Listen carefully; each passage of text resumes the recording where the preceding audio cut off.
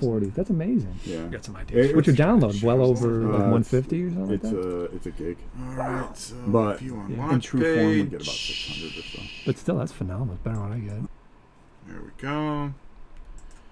That's us live.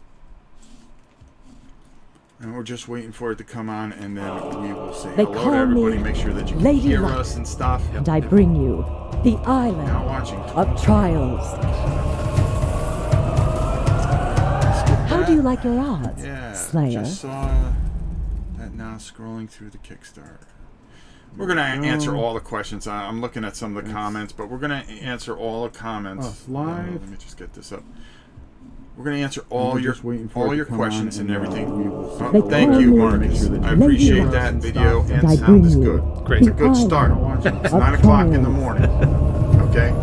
This got to mean something to me. How do you like your If odds, Slayer? we're starting this early in the morning. First of all, this is Toby O'Hare. Shadowborn answer Games. all the questions. The I'm man. looking at Now, some of the comments. Let me tell you a We're little gonna bit about answer this. all and the comments. then we're going to go into the game, and then we're going to have a Q&A, and we're going to all answer your- all your questions everything and that you everything. guys Thank you, Marcus. trust. I appreciate that video and sound. I was at Gen Con this year. I actually got an email from you guys before Gen Con. Yeah. This got to mean something to How do you me. like your And odds? asking for me to come by We're and starting check this out early in the morning. this game. First of all, As this is you Toby all O'Hare. know, I've been busy. Shadowborn for Yeah. all the questions. I'm man. looking at Now, some of the comments. tell you a We're little gonna bit about answer this. all Give you the my phone comments. number. We're gonna go into So I the get this game, and weird we're gonna phone call in the middle from We're gonna Jamaica. answer that's Jamie. you guys. He goes, "You're scheduled. Come see us." I go, "I never break it. I was a scheduled thing or anything. I didn't know." Yes. And then he explained, and then I said, "Okay, I'll get over it." Well, I got so busy that I was barely First of all, getting this is some Toby O'Hare. replay of sound. Shadowborn for all the questions. I'm looking at some of the Check. comments. We're gonna I answer give you all my the phone number. comments. Do it. There we go. Sorry about that. I was listening to something earlier. All right, so let me just make sure this is up. Okay, there we go. All right, so now you shouldn't get any replay of sound. There we go. Sorry about it. Yeah, there's feedback loop. Agreed. Definitely a feedback loop. We'll just wait until Yeah, gotcha. they say that the feedback's gone. Sorry about that. That's on me. All good now. There we go. Now I'm I'll actually take it. recognizing a lot of the names from BGG, from All right, there comments you and go, stuff like there that you on go. the forum. So hello to everybody. Yeah. So anyways, I had the last day, because we were so busy, I just happened to come It's a crazy by. show, isn't it? It's Yeah, with insane. the Gen Con is a nutty show. But I happened to come by, and I saw this, and that was it. It was over. I mean, this is the most incredible thing I've seen in a long time. Fortunately, you're only up in Jacksonville, Yeah, right? yeah. Yeah, so Easy ride down. came down. You're actually one of the first guests that I've ever had here. I was going to ask you that because I watched so many of the videos. I just don't remember seeing anybody come No, on and hang out. I mean, with you. I've had people that work on the channel come Yeah, here, yeah, uh-huh. but you are the first guest to Awesome, actually thank come you. here. You had to Appreciate get it. through the Honored. dogs and, love and dogs, everything though. else, but love this meant so Yeah. much to me that I wanted to make sure that we showed this off.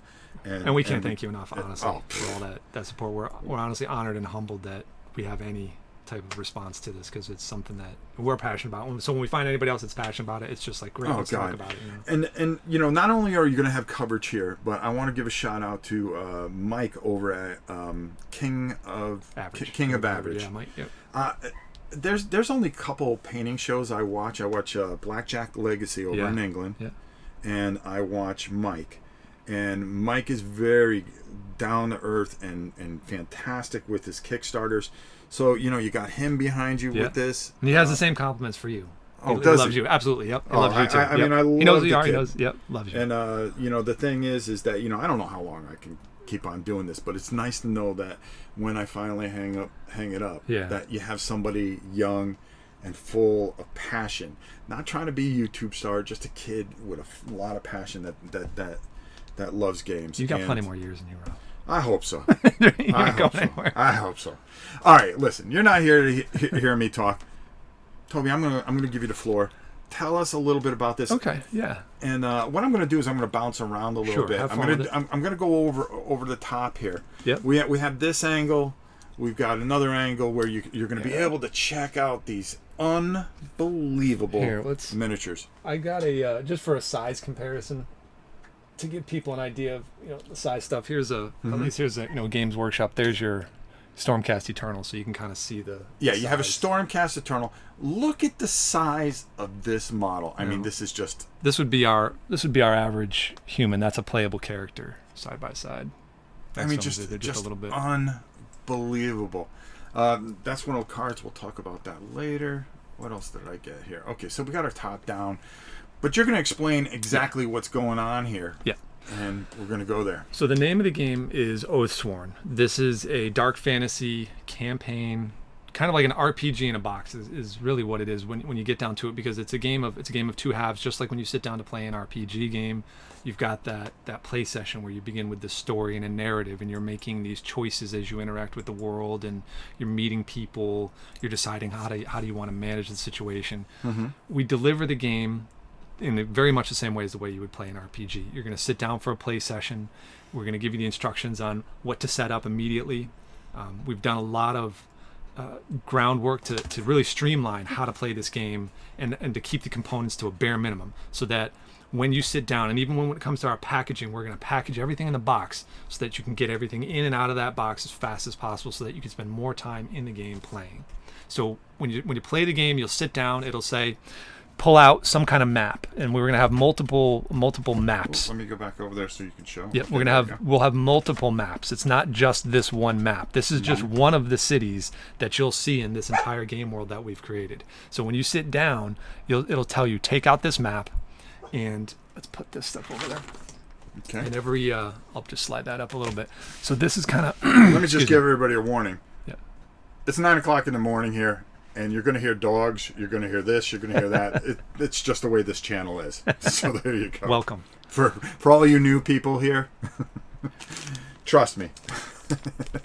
I love dogs. I mean, mine doesn't bark that often. Bella didn't get a chance to meet you, but... That's okay.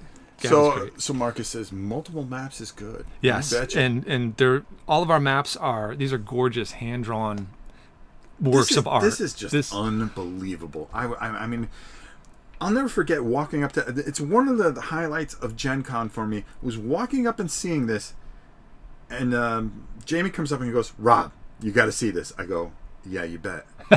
And just phenomenal. Her name is Francesca Barold. She lives in Italy. She does these gorgeous maps by hand. She does everything traditionally. She doesn't really work digitally. Mm-hmm. So she begins with a pencil sketch, and then we go back and forth with her in terms of the positioning of things, because everything on that map actually has purpose and has a reason for why it's located there. Mm-hmm. And so she does a kind of a pass in pencil. Then when we get everything laid out properly, she goes over in an ink, and then once that's basically it, set in stone, she just does a beautiful watercolor rendition, and that's it. And these all these location tokens that you see, that is added in digitally, because when we get to the Kickstarter campaign, we're going to sell the maps as a map pack for just for people who want to frame the maps without all the numbers. This is all prototype stuff. Exactly, yeah. This is all prototype stuff. This isn't even what you're going to end up with.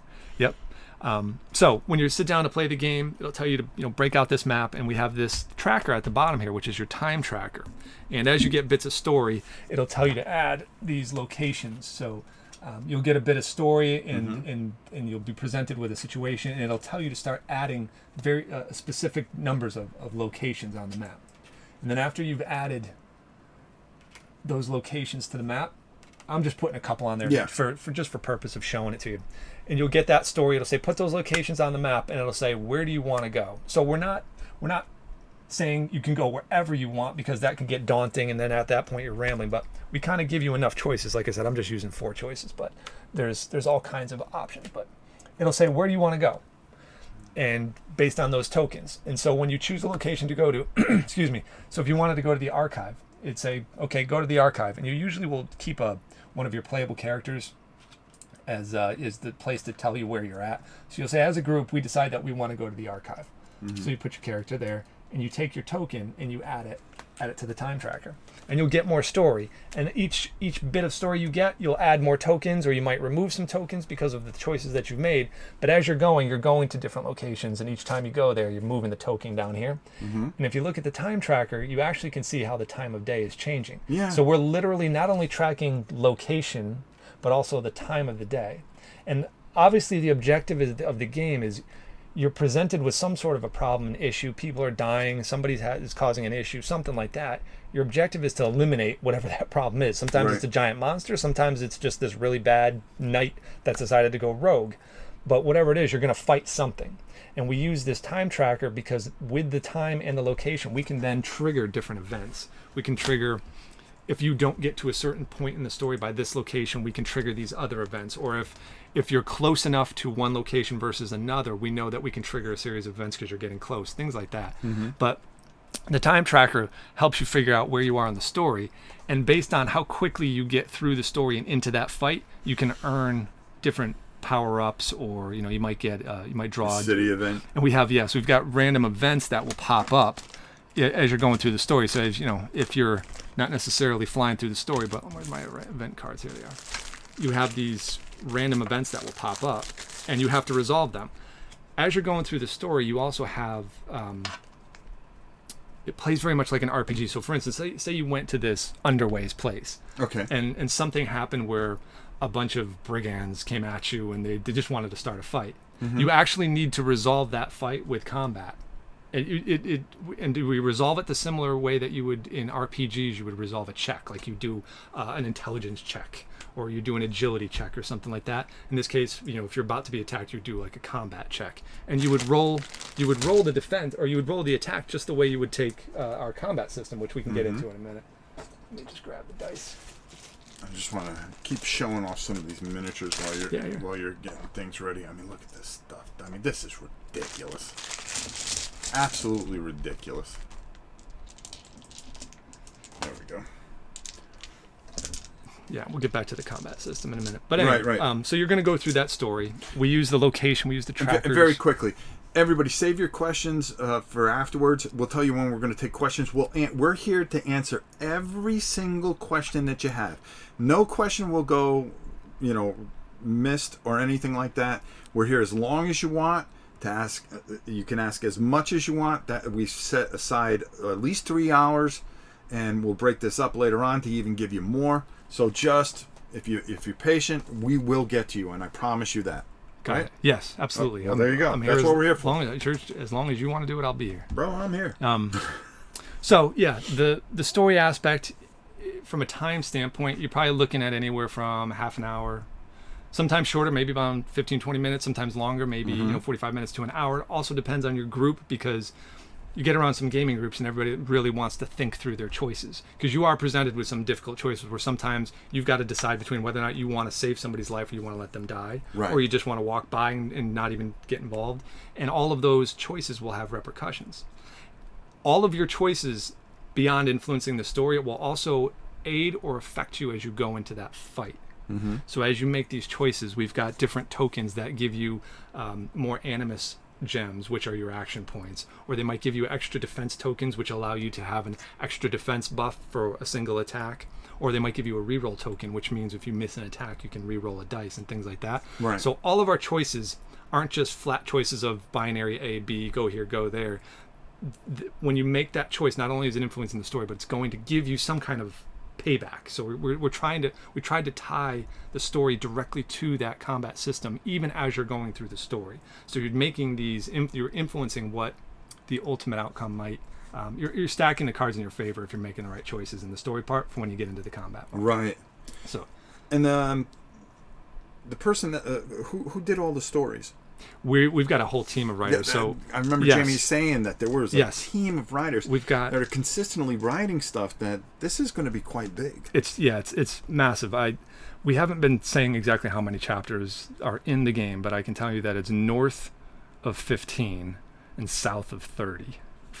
So each, and if you think of each play session, it's the story components you're looking at, half an hour or so. But then when you get to the combat portion of it, you're looking at like 2 hours, right? So, and like I said, the story can be a little bit longer, a little bit shorter, but I think a lot of people, from a gaming perspective, the way we're going to handle the presentation of this game might actually break up the play session into 2 sessions. They might do the story one play session, then they'll come back the next week and play the combat portion of it.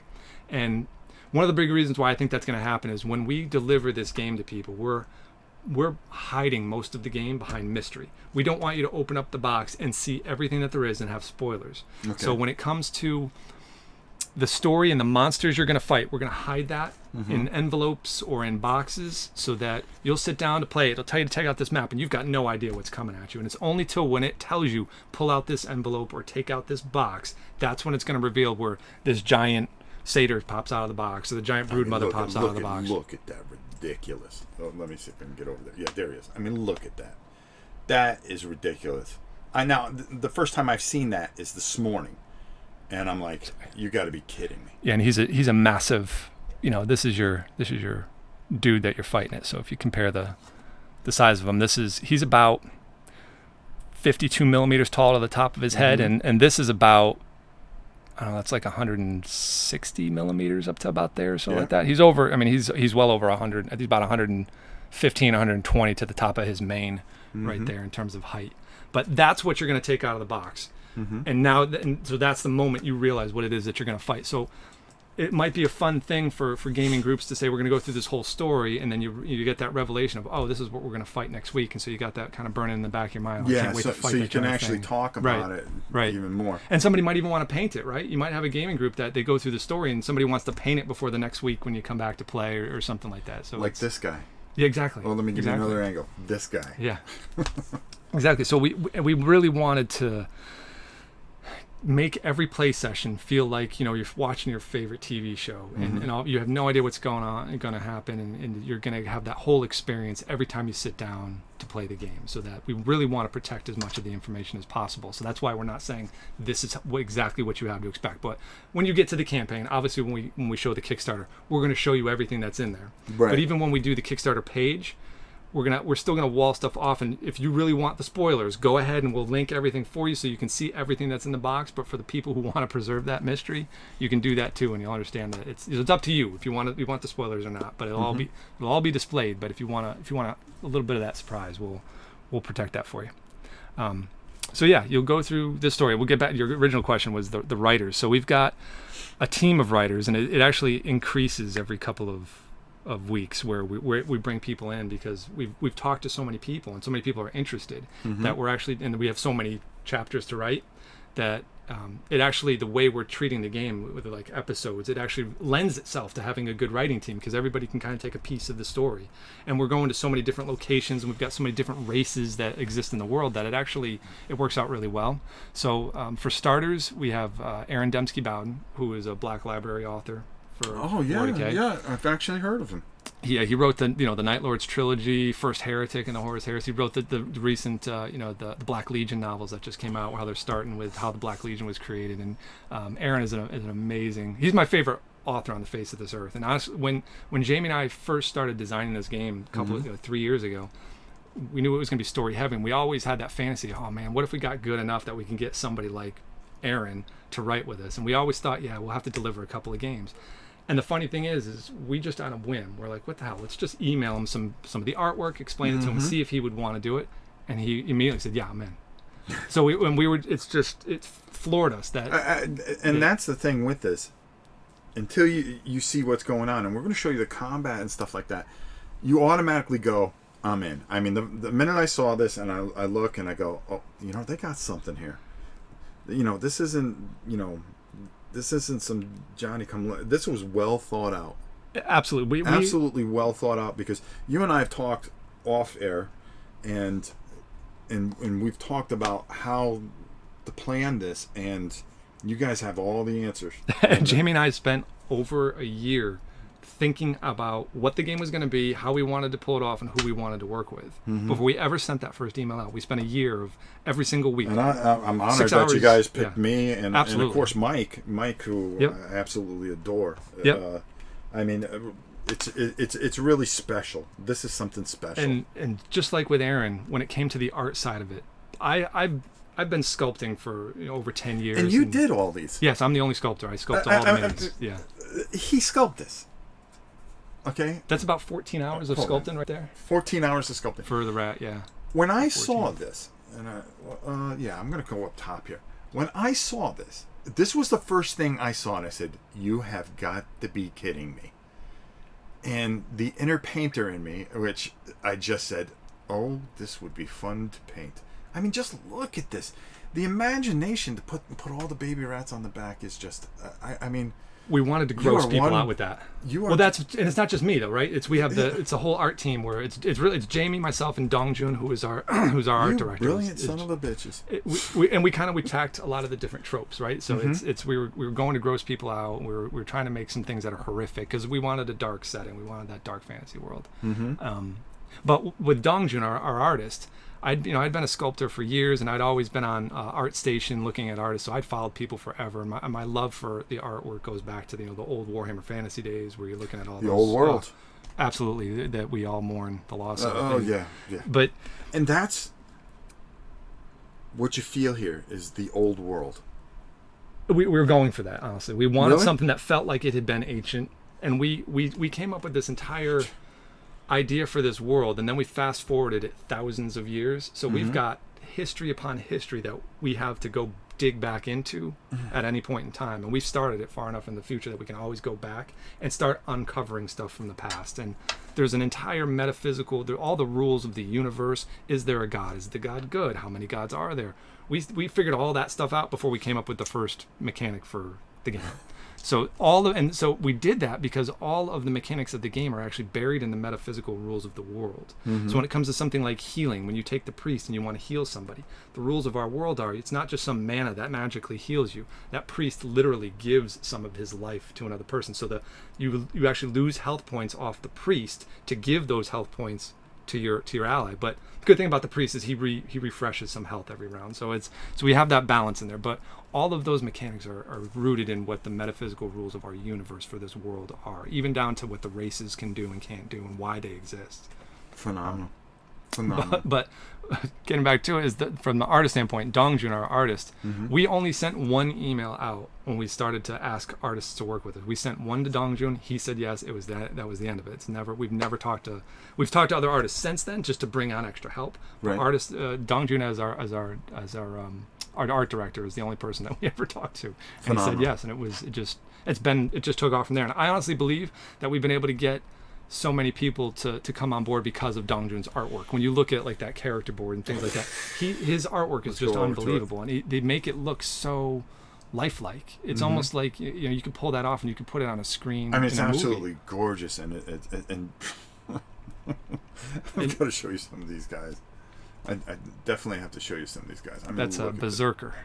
A Scar Tribe Berserker. This one is actually probably one of my favorite sculpts in our entire. Okay, let's. And it's just he's got that barbarian Conan. Oh yeah. I'm gonna smash you in half, sort of. I mean, look at that thing.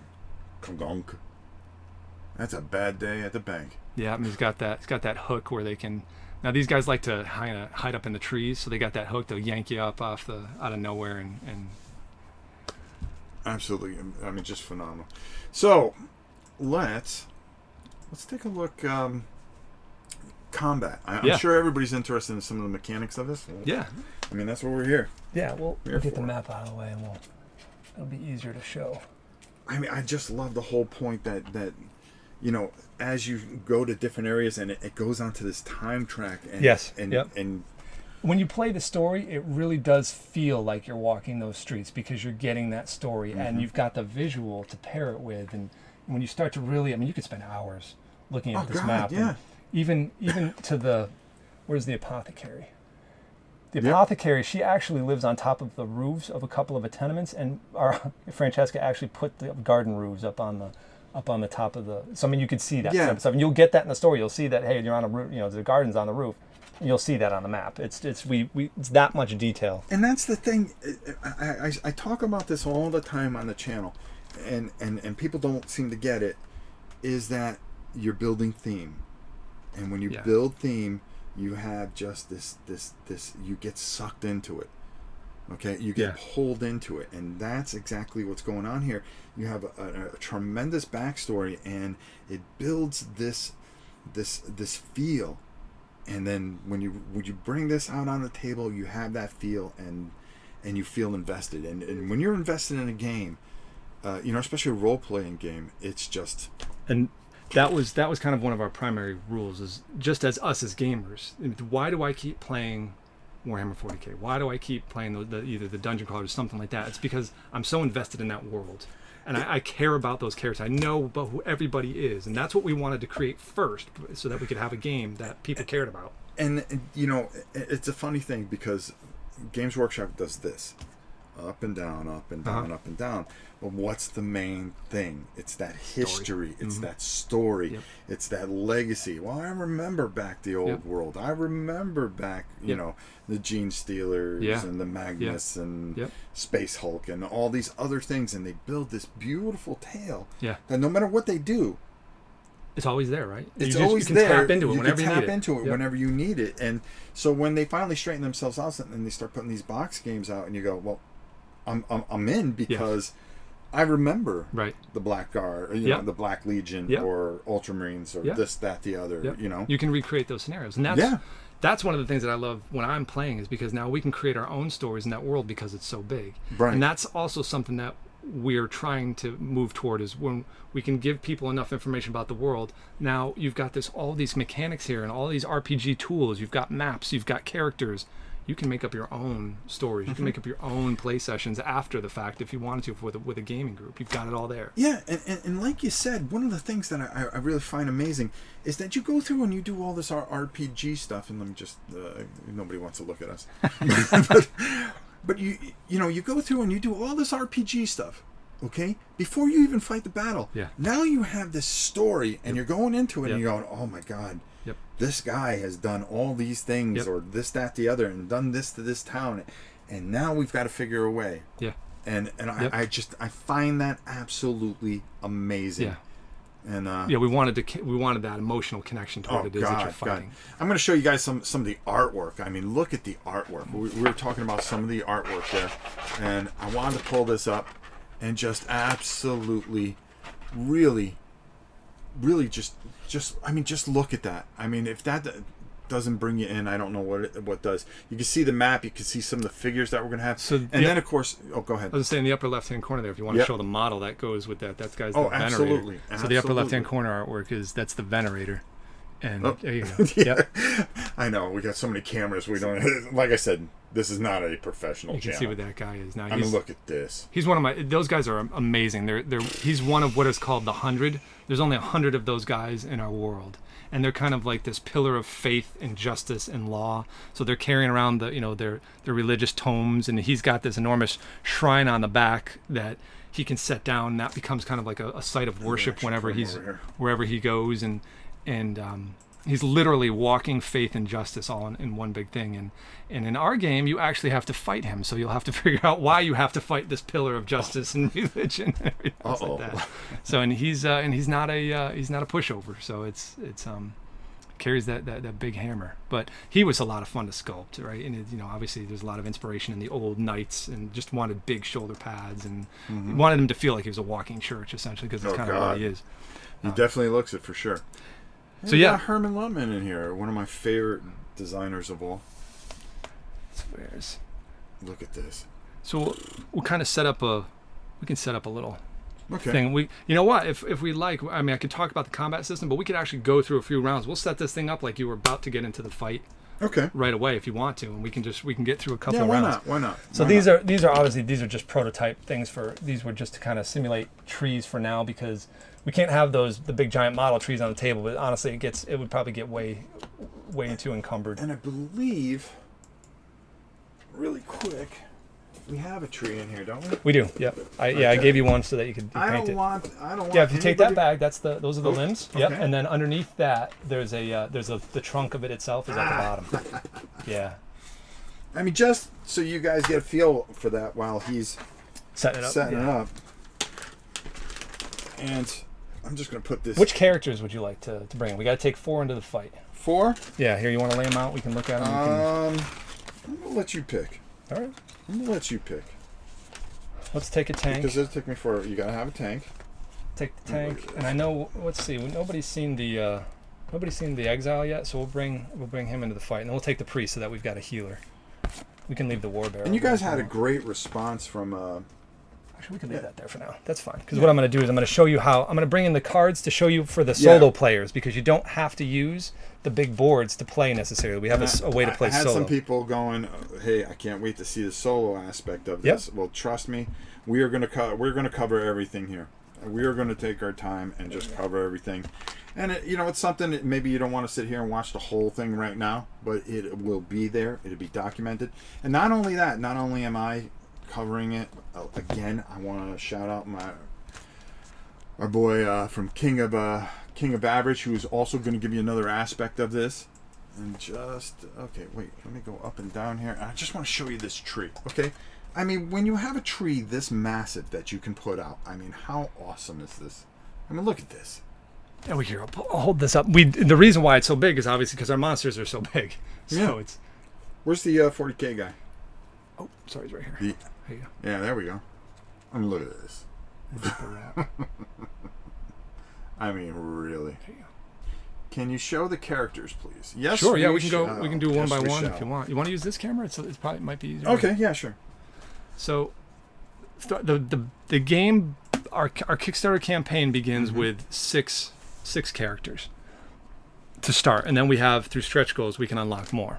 So the first one we've got is the Ranger. Sorry. Oh, yeah, you're fine. First one we got is the Ranger. There we go. Is the Ranger. So he's kind of like your traditional tank, sword and board type of guy. I'm a big Ranger guy or a Paladin guy. What did I call him? He's a Warden. Did I say Ranger? It's too early. Yeah, that's okay. So he's the Warden. This guy's a Warden, so he's your traditional tank. He's also anti-magic, so he can literally lock down reality and prevent magic from happening around him. So he's got a lot of, depending on who you're fighting and what's going on, he has a lot of defensive buffs to give the group. He's got, like I said, the anti-magic abilities, but then he has the ability to kind of keep the aggro on him so that he can absorb the damage, and everybody else can focus on killing whatever it is that you're fighting. Okay. Now, this is the Exile. So this is more of a traditional barbarian. So we call him an exile because he used to be a member of the Scar Tribe. The Scar Tribe are these people, are literally the only people in this game world that have thrived from the coming of the Deepwood. We didn't even talk about the whole story, did we? I'm assuming everybody here has heard of the story and knows the story. Should we drop back and we can talk about that? So the premise of our game world itself, apologies for not leading with that. The premise of our game world is there was this world where, something that's similar to, a medieval world, something old medieval style, and this thing called the Deepwood rose up and consumed the land. It choked out all the farmland. It started, any cities that weren't behind these enormous rock walls were just completely swallowed up and destroyed. And humanity ran to the last few big cities that they could find to hide. Because with this Deepwood came all these weird monsters. Nobody knows where the monsters came from. They just know that they're eating people. And every day at the city gates, you've got something beating down the door that you've got to beat back and kill. And this has been going on for 500 plus years. And the only thing that they've managed to do is survive in little pockets of life. And they have in the game that we're giving you, there's only a couple of cities that we're showing you, and those cities have no idea what's going on in the rest of the world. They don't know if the Deepwood goes from end to end of a continent, if it consumes the entire planet, or if it's just confined to where they live. But they know that wherever they're living, they can't get out of it, and they've only barely managed to survive in it. And their main threat is this demonic forest that chokes them with these horrible cyst-like pores and pus and stuff like that kills everything, plus the monsters that are in there.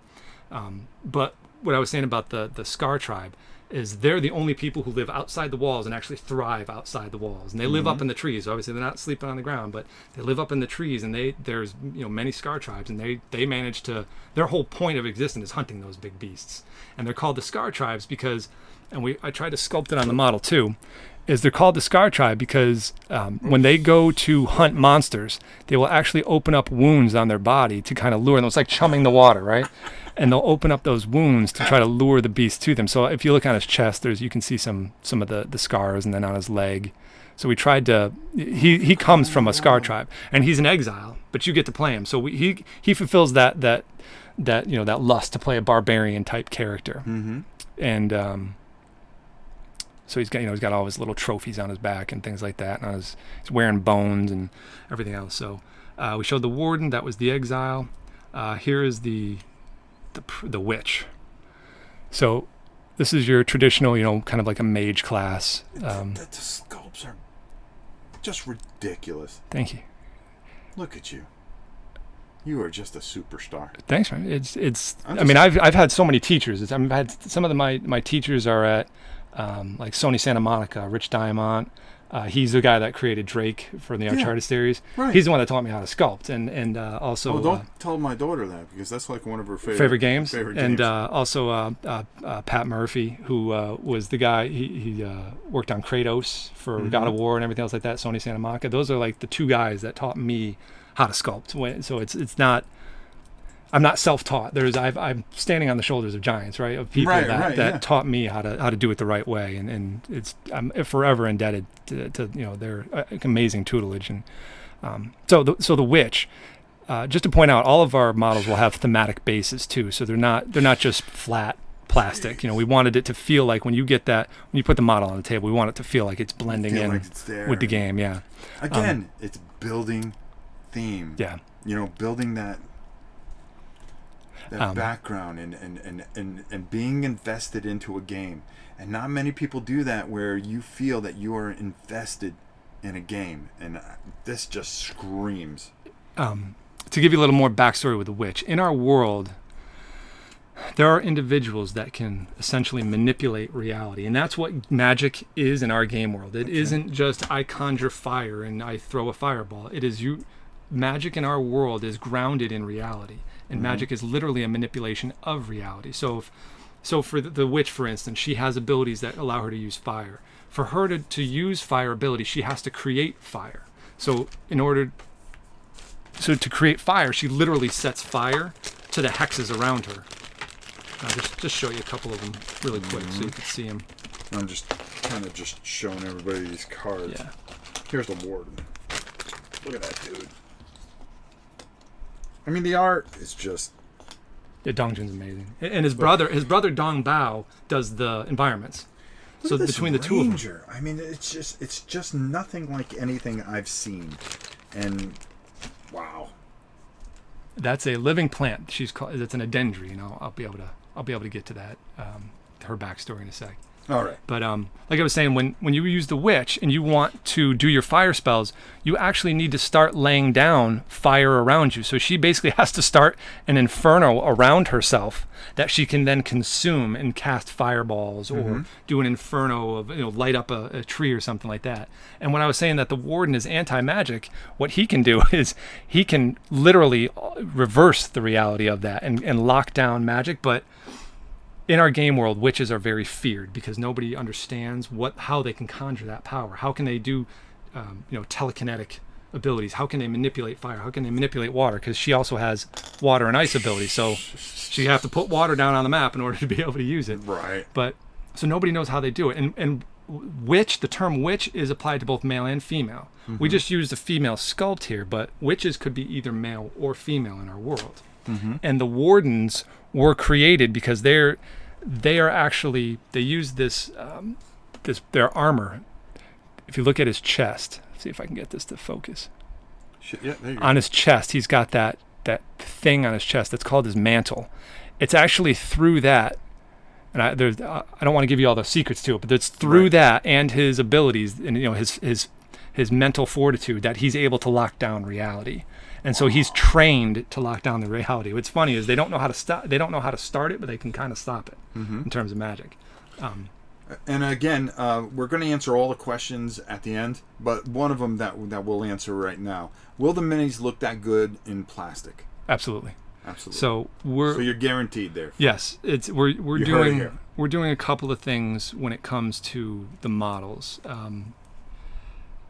And I know that there's been this debate on both BGG and Kickstarter really within the last kind of 48 hours. It's for the people that are following along with Aeon Trespass right now, which is on Kickstarter, which by the way is a fantastic game. It's also a story-driven game, very much in the vein and feel of Kingdom Death, but infinitely more affordable.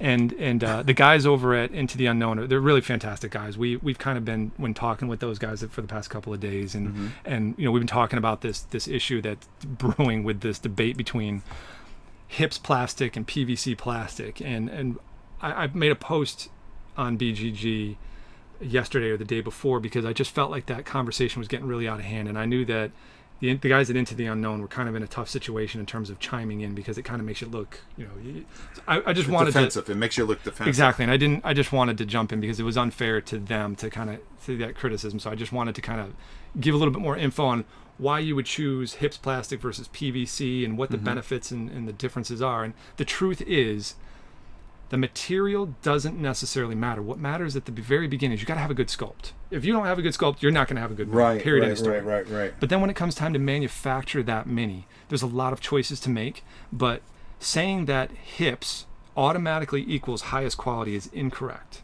because there are actually limitations with the HIPS process that preclude you from including certain types of detail that PVC actually allows you to do. And the reason for that is HIPS models, which are what Games Workshop models are. Those are hard plastic. They're a specific type of plastic. It's an injection molding process. The molds that are used to make these minis are all created through a machining process. They have to use CNC machining, and usually EDM that they're machining all that metal out of. And the amount of detail that you can get out of that is limited by the size of the tool on the machine, right? That what you're cutting with, what your cutting tool is on that machine. The diameter of that cutting tool can't get any smaller than about 0.05 millimeters, which is small, but that comes out to, I don't know, it's like maybe 100,000, 200,000, something like that in terms of inches. Right. For guys that work on military bases and stuff like that, right? You get used to it, but there's only so much detail you can get into that. The other limitation is when you've got, you got a dry erase board. Do you have a marker? I can actually do a quick. It's okay if you don't. But when you're molding, I do too. I just don't know where I put them all. I see the eraser. Yeah, I see the eraser, of course. But when we actually need a thing, no, I don't think I can get to it. That's okay. I was just crying out. Yeah, it would have been good. And of course, you'll find it afterward. Being Mr. Professional that I am, we blew that. That's okay. I can kind of talk to it. So when you think of molding, I can talk from it like this. I'll use the giant rat as an example. So obviously, when you're molding something, you've got two halves to a mold, and the material will flow in and fill out that cavity, and then you separate the mold, and boom, this pops out. The problem is when you've got areas like, we call it shadowing. When you have, say, if you're molding from this direction, and you have a mold half, and this is your split line, like here. Right. You can't physically mold this void. No, you can't have a void. It has to be filled with something, because you've got two halves, and you need to be able to take this thing apart. So if you've got, we call this it's shadowing, like this shadows this and shadows this. You can't mold from this direction because you can't mold the cavity. It has to be a solid object. So when you go to mold something, anytime you've got an overhang or something sits in front of something else, that means you either need to cut that off or you need to fill it. So when you talk about making something that's this big, like the Broodmother, where it's got all these rats on there, in order to make this model out of HIPS, I'd have to cut this thing into dozens of pieces, and you'd have to glue all that together, and that would take you a day. That's a hobby unto itself. I don't know if you built the Mortarian model from Games Workshop. Yes. That took me probably 3 hours to build. Yeah. Right? And it's because he's got all those pieces, and it's a gorgeous model, but it's also 150 pieces, right? I always say that sometimes when, especially with Games Workshop is concerned, it's three hobbies. Yes, it is. Yeah. Wrapped up in and we one. lord that, but board gamers don't. But board gamers don't. Right. So. Yep. Reaching out and saying, listen, this is a RPG board game. You can put it on the table. Yeah, you could paint it, but you don't have to paint it. That's right. Yeah, and hopefully there's enough detail there for you that you don't necessarily say, oh, it doesn't look good unless it's painted. I like most of my minis unpainted, a lot of them, because I don't hide the detail that's on there when you paint it. But or butcher it like I did. What? No, you do a great job. Look at those. They're phenomenal. You can paint my army any day. Hey. So when the HIPS process itself, and you can see it. I wonder if I can zoom into on some of it, where you can actually see the way they've got to fill in material. I can actually show you. Let me get to the camera over there. There we go.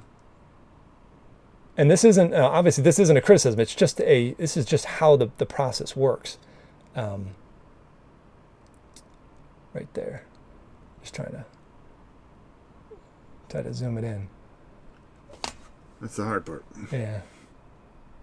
There we go. There we go. So when you get to when you've got to mold this, either you've got to cut the leg off, or like you see these flat surfaces. That flat surfaces is there because when you mold it, that's actually where the pull direction is coming from. When you separate the mold from that half, that's where that comes from. So when you've got things like that, obviously you can't have detail go underneath that armor piece because it would be filled by the plastic anyway. So hips doesn't instantly equal better quality. And actually, when it comes to complex models like the Broodmother, I can actually give better detail out of the Broodmother if I used a PVC process, is because whereas the hips process uses a CNC machining process to make the mold, the PVC process actually starts from a 3D print. So just like this is a 3D print, you can get all this detail on there. When they get this 3D print, they then make the molds around the 3D print. So you get to preserve all of that detail. You don't have to worry about having machine tools try to make that tiny detail, which the tool is too big to make to begin with. Right. You can actually just extract that right off the 3D print. And if you use a hard plastic, you can retain all of that detail. So like I said, when it comes to the material, when it comes to the models, the sculpt is the most important thing. And then it's the process you choose and then the material that you choose. So I mean, these are just going to be ridiculous. And so something like this, we're going to make that out of PVC, right? For sure, because I can hold that detail, and because I don't want somebody to have to spend an entire week building that thing. Right. This is a board game. We want people to get it on the table as fast as they can, and paint it when they want to. Exactly. Or if they want to. If they want to, and you know, the guys at Into the Unknown with Aeon Trespass, they're delivering something in much the similar vein in terms of what they're trying to put on the table. It's a board game, so they're trying to choose the best material. Also, when it comes to the cost of the hips plastic versus the PVC, this is twice as expensive. Yeah. The molds are twice as expensive. The material is twice as expensive. And that's why you're paying big money. Yeah, it's $60 for a box of It's 5. not that. It's not them trying to take. No, your it money. literally. I mean, you've got to amortize the cost. I mean, those molds cost $30,000, something, yeah. $20,000, and then you've got to factor that into the cost of how many backers did you have, and then you've got the material itself. I mean, that many right there could be $1. When you come to the material itself, you know, and so you've got to factor all that out. It's a really tough decision, but so yeah. All right. So yes, the detail on the models, we're going to be able to match what you're seeing on this table right now, and the reason why I can guarantee that is I'm the one, along with a friend of mine who's, to give you a little background, I'm also a manufacturing engineer. I've spent 20 years in manufacturing. I understand processes, injection molding, and things like that. And then I have one of my close friends who's also an engineer with all this background. The two of us will be designing a lot of the molding ourselves. We're working with our manufacturer. We've chosen a manufacturer. We'll be working with them directly. And we're going to cut the models up the right way to preserve all of that detail. And so when I went to sculpt each of these models to begin with, I knew about how I was going to cut it up, about where we were going to be able to mold these and which direction we're going to mold it. So I knew where to focus the detail and where I knew I had to hide detail. So all of these sculpts are sculpted with that in mind. So yes, we're going to be able to preserve the model, the detail that's on the model. And you know, that's another thing I want to go to, you know, really hit on is, you know, people know that I'm not a big Kickstarter guy, okay? Because people go in and they tell them and they give them these unbelievably unreal renders and stuff. Well, they say May. Oh yeah, May yeah. of, you know, 2019. Yep. And then the next thing you know, it's May of 2022. Yeah. You know what I mean? And that's not what you're getting here, you know, with you guys. You guys have planned it out every step of the way and researched things. And Jamie's even worked and had a Kickstarter before. He and I both worked on Farsight. Farsight, that's what it was. Yep, he designed Farsight. We shipped that. I mean, we've got experience. I mean, you got to have plus or minuses for things. Sure, okay? But we're predicting what those are, right? Because like I said, I've got, and 3 of us on the team come from a manufacturing world. Yeah. So we understand all the pitfalls, all the delays, all the things that we need to be doing up front to set ourselves up for that delivery date. When you set an expectation, it's a realistic expectation. Yeah. Yep. And I believe that with you guys. We set it, and then we want to dial it back if we can. Yeah. That's our goal with everything. Yep. So yeah, it's, you know, the detail. Yes. You know, I put a lot of detail on these models, but yes, we're going to get that detail. There we go. We'll get that detail onto the model itself. Yep. There's a couple of little things that I know I need to change to make the detail pop better. You get the big hammer out there. Yeah, there's a couple of things that I know I've got to change to make the detail pop even better. You know, like there's some fur that's on the back of his belt here. Mm-hmm. I've got to make that a little bit more pronounced, more bold, things like that. But it's minor modifications in terms of how that's going to work. And we're going to cut them up properly, because I know a lot of people think that because you go with a HIPS material and you have to cut up all the pieces, that PVC means you're not cutting up the pieces, and that's wrong. If you look at games like from CMON and all Simon's model, those aren't single piece models. Those are multi-piece models that are glued at the factory. The truth of how do you preserve the detail on the model is how do you cut up the model when you mold it, and then you glue it all back together. That's where the key to retaining detail is. It's not necessarily in the material. The different material choices afford you different options in terms of ductility and longevity. You can bend them without breaking them, things like that. But the details, the preservation of the detail is in how you cut up the model so you can mold it, and then you splice it all back together. So like I was trying to do on the forums with the debate that was going on with Aeon Trespass, those models will look great regardless of what they choose. If they choose PVC, they're going to look great. Don't worry about it. The HIPS doesn't instantly get you better quality. And you're going to have to put it together, which is going to anger most of your backers who are board gamers, right? Not, us tabletop war gamers. We love putting that stuff together. But board gamers want to get on the table. Let's play the game. And that's the way they want to deliver it. So yes. There you go. We're going to hold the detail. So, all right. We got a couple more like characters. Got a couple characters to show. I'll go through them real quick. So sure. we showed the exile, we showed the witch, we showed the warden. Here's the war bear. This is a war bear. Yep, it's a war bear, a giant. Oh, dude, that's ridiculous. So if you look at his armor, me. That's armor. Who I want to be. Okay, we can play with that one. If you look at his armor, he's got all those what look like runes and whatnot on there. Yeah. That's actually his life story. So his life story. It's absolutely. This is the war bears. Their sole purpose in life is they want to leave this huge saga behind of this is what I conquered, this is what I defeated, this is what I did. I was amazing. I mean, have you been talking to my wife? You do the same thing. You walk around every day. I walk around and honey, I can put another rune on my armor. I did can this. put another rune on my armor, girl. And when a war bear starts out, when he's a cub, he has no armor. He has to earn all that armor. He has to earn those weapons. He has to fashion those. Every piece of armor, every weapon he ever wields, he does himself. He crafts it himself. He forges it himself. And when he wears that, every war bear that he ever comes into contact with, they instantly know each other simply by reading the armor, simply by looking at that. Even on the axe, we've got the runes on the axe. I can probably get it over here a little bit better. So the more armor you see on a war bear, it just means he's been there, he's done that, he's killed it. He's done this whole thing. And if you know how to read those runes, you know exactly what he's done. And you don't want to know. No. Nice. Now, and they're kind of nomadic, and so they might show up and help a war band out, and then they'll just wander off and go do something else because you're doing something that's too boring. So it's very fickle. If you're not fighting, they're not staying. They're going and looking for a fight. They have to have it. So the next one we'll do is the ranger. So this is the Adendri. This one, oops, wrong camera. So this is the Adendri Ranger. So this is the race. I saw that now, just like ridiculous. This is a race of literally living plant people. So we wanted to make sure that they had it's so off from what you normally hear about a ranger. Right. Ranger, you think elf. Right, exactly. It's such a play from it, and I got her card right on top here, so I'm gonna. Yeah, sure. I mean, look. She's right there. Yep. Look at that. Ridiculous. Again, just beautiful. And that's your ranged class. The war bear is kind of like a melee DPS / tank. The exile character is melee DPS. The witch is obviously kind of like a mage, warlock sort of thing. The warden is kind of tank DPS. The ranger is your DPS class, range DPS. She has abilities that allow her to quickly move across the board and kind of flank the enemy. She's got her arrows. She's got different things. She can hit multiple targets. She can lay down traps, and if you get too close, she could stab you in the throat too. So she is deadly. Now the fun thing about that race is, yes, they're plant people, but they communicate. If you look at her long hair, that long viney hair is actually how she communicates with the others in her race. Specifically, the females have this ability.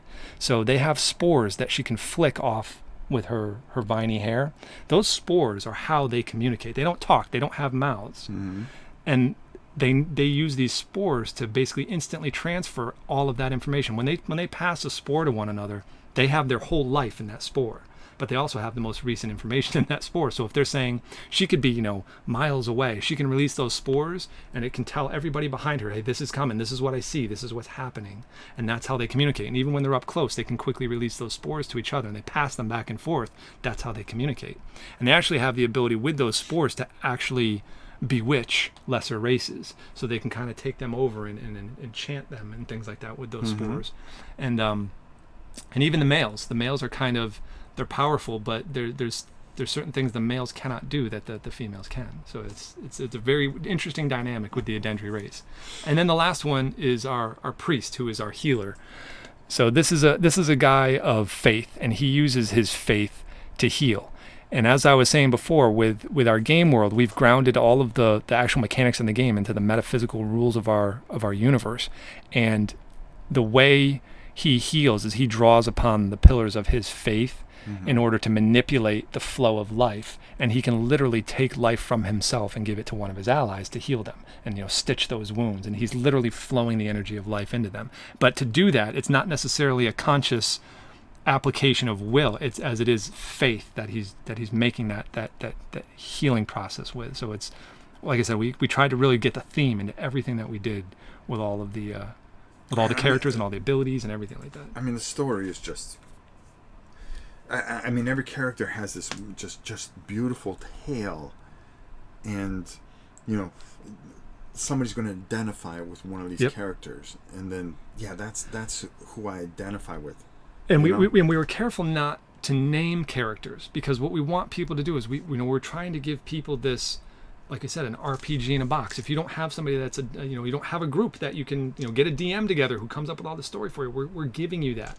And when you name characters, you're kind of pigeonholing people. So what we did is we gave people classes with backstories of what a person from that class is typically like, but now you can come up with all of your own motives, your own backstory, your own everything of what it is that you're doing in this world, so that it can have more of an RPG feel to it. And your dungeon master at the end of the day is our storybook, which you can either read out of the book, you can read it off an app. The game will ship with an app for free that you can listen to an audio version of that read back to you if you don't want to read it out loud.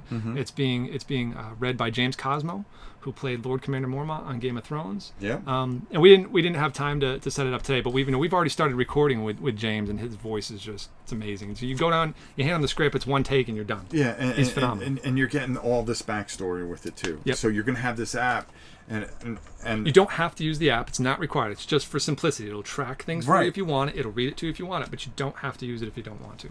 So, somebody was asking, is there going to be a way for us to hear the backstory before it even comes? Yeah, we're also, we're putting together some short stories and things like that to give a little bit of fluff to the prelude to the world. We've got long-term plans. We've got, when you have somebody like Aaron Dembski-Bowden on your team, obviously you're hoping one day to produce novels or novellas or something like that. We've got other writers on the team who are already on board to try to do some of that stuff too. Have you ever heard of Tim Hickson? He has this YouTube channel called My Future Me or something like that. No, never heard. What he does is he does some really great videos on things like how do you do character development, how do you handle how do you create a good evil villain, things like that. He also took the Game of Thrones episodes and he would kind of rewrite them and say, this is what I would have done to make this a better story. And he's got like 500,000 followers on YouTube. But he does this awesome job with world building, and he'll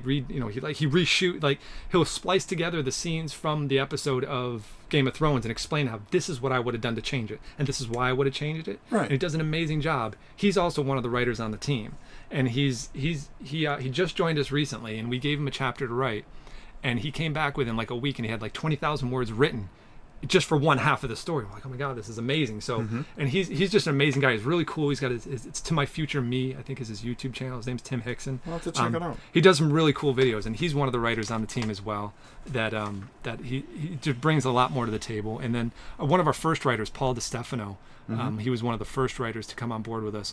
He was one of the ones that really helped us come up with some of the early game mechanics where we were kicking ideas back and forth, and we all just really worked well together. Right. And he's been a big part of it too. And he's been on BGG forums. He's got this website called the Tainted Dragon Inn, where he he basically role plays with our community as a tavern owner.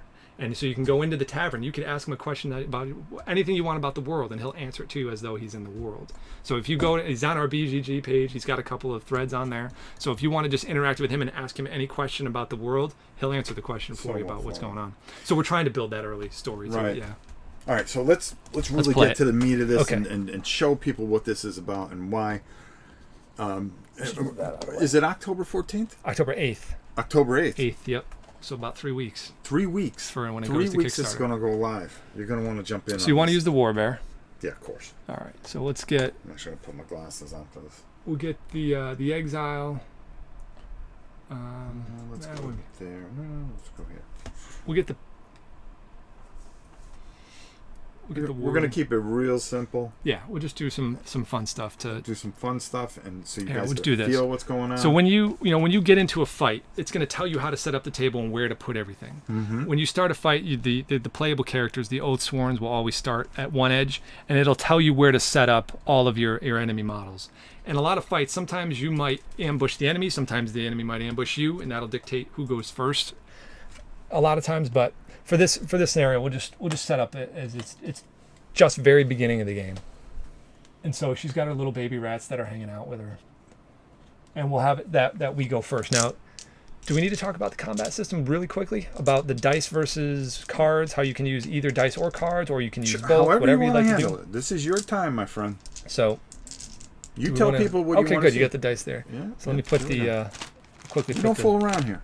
I'll quickly put the combat cards We may be out. totally unprofessional. Look at Larissa. Thank you for putting up the link. Larissa is one of our moderators and a huge help here. I mean, huge. And she'll put up any kind of links or anything that anybody needs. So anything you mention, Larissa's on it. So those are the white. Those are the white ones. Here are the yellow ones. Those are the yellow. There's the red, and there's the black. So we'll be able to demonstrate both combat systems, and I'll specifically use cards with one character, and then a mixture with another one, and you can kind of handle however you'd like to. Let's move these out of the way. Can't really use them right now anyway. And we'll start at the very beginning of the combat system, which is our combat system. Again, it's either that's a good shot. We could either use dice or cards. For starters, so we call that. That's the most messed up thing that I saw when I was there. I'm sitting there and I'm filming this, and you had 4 people playing. And all I did is I sat in the background and I filmed the whole thing. And you had this choice, and I'm like, oh, maybe you should use the cards. Maybe, and I'm sitting behind the camera wanting to pull cards, right? Or grab dice. The difference is the cards will give you kind of a more of a flat line, consistent level of damage, and the dice can get really spiky. Yeah. So.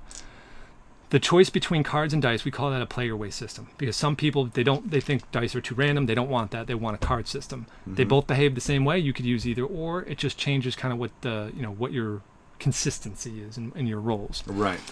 The next portion of our combat system is we have a push your luck system. So you're allowed to roll as many dice as you want or draw as many cards as you want when you roll for combat. The problem is every dice has 2 misses on its surface. And every deck has at least 6 misses. It has 6 misses in it. So a deck of cards simulates 3 dice essentially. Right. So so there'll be 6 misses in there. So when you roll combat, whatever dice you roll, if you roll 2 misses, that whole attack will fail. Or if you draw 2 blanks, the whole attack will fail. Now, do you say how many cards you have to call? Yeah, you can't just keep pulling. That's right. You can't just keep pulling. You're gonna say, okay, I'm gonna pull 4 cards, or I'm gonna roll 4 dice, whatever it might be. Okay. The next piece of that is we also have. Here we can go over this. You want to go over that one? Yep. So every dice. Let me grab the mouse. Okay, there we go. Each die has, like I said, there's 2 blank faces on every dice, but there's also 1 critical surface on every dice, or there's 3 critical cards in every deck of cards. When you roll a critical, it means you get to roll another dice of the same color or draw another card of the same color for free. It's just free damage. The misses do not count against you. Mm-hmm. So in theory, you could crit continually and do these huge swaths of damage. So it becomes this thing where it's kind of a pressure luck thing, but not really. It is in the fact that when you roll combat, you know you need to do a certain amount of damage to hurt that thing. Right. And you could be at this point in the game where you only need to do maybe 5 points of damage to kill it. And do you push that luck? And Yeah. if you miss, she's coming back at you and she's going to kill you. You could be at that point. We've had many playtests that have gotten to that point. Yeah. It's like, if you miss this hit, we're dead. You better kill them. And that's when you decide you want to push your luck or not. And then to resolve combat. So everything will have a defensive value. So when we've got the so when you're fighting for this one, I'll just lay it down on the table. I don't know if we can. Yeah, we can go up top. We'll just go like this for now. Boom. So the brood mother. This is her ability card. Will have the health dice on the card. Let's do this. Oh, I'm just gonna come in a little bit more. There we go. So when you start the game, she's got these health dice on here, and you set everything to 6. And this is how we track health for both the enemies and for the players. So your health is just a d6 dice set to 6, and that's how much health you've got for that fight. So guard it wisely. But that's the amount of damage you need to do to kill this broodmother. You've got to remove all those dice off of that board in order to take her down. She, on this board here, it tells you she's got a defensive value of 2. I'll raise that up. There we go. I got it. So that she's got a defensive value of 2. It gives you what her special abilities are. It's called Release the Brood. What essentially means is she spawns rats whenever. And when you draw her AI card, it'll say Release the Brood, which means you spawn rats. And then this tells you when you're going to change phases in the fight. And I'll lay these out quickly. That's good. So our every encounter, when you're fighting something, the enemy is controlled by an AI deck that's divided up into 3 phases.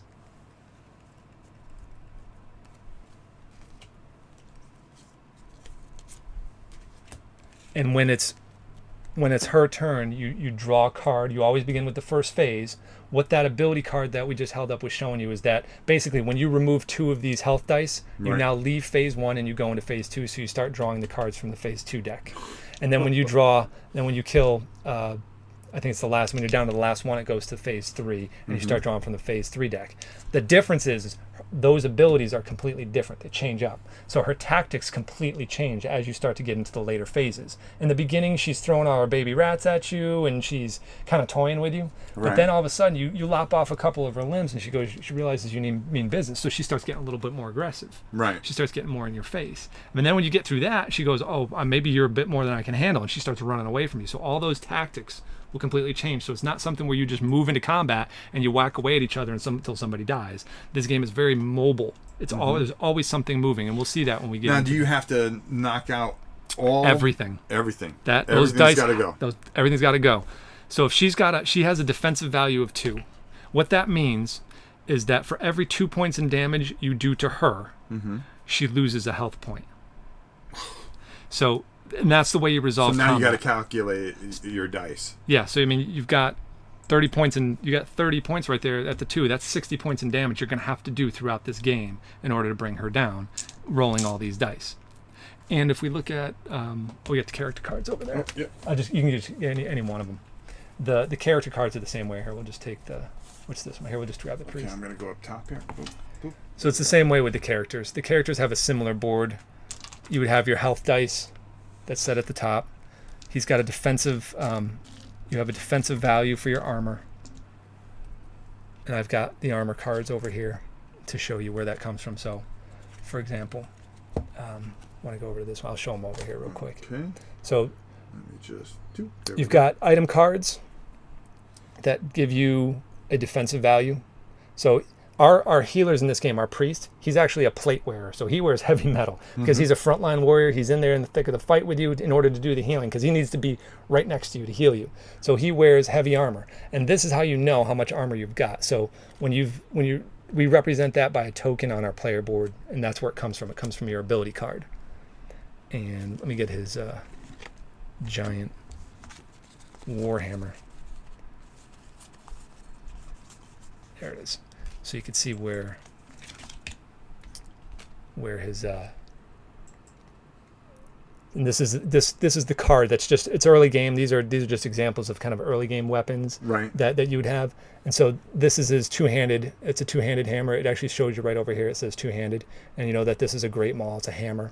And what this means right here is this yellow dice. It means when you're rolling combat, you can roll as many of those white dice as you want to, but this weapon actually gives you access to also a yellow dice. So you can include a yellow dice with your combat roll whenever you roll for combat.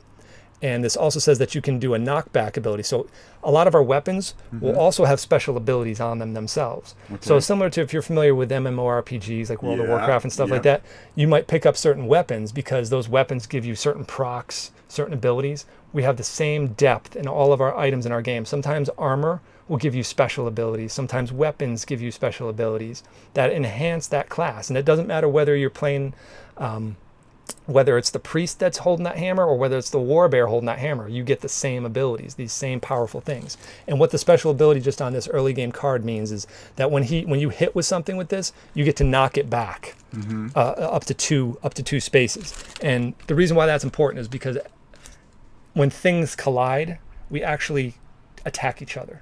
So things like pushback, knockback actually have a combat effect that can further damage either you or your enemy, depending on how it's being used. So in the way we represent, let me lay out the board real quick for you. Okay. Just to help with this. A fully laid out player board. So we put a yellow dice on the player board to help you remember that you've got one yellow die of extra dice to play with, and then we've got our animus gems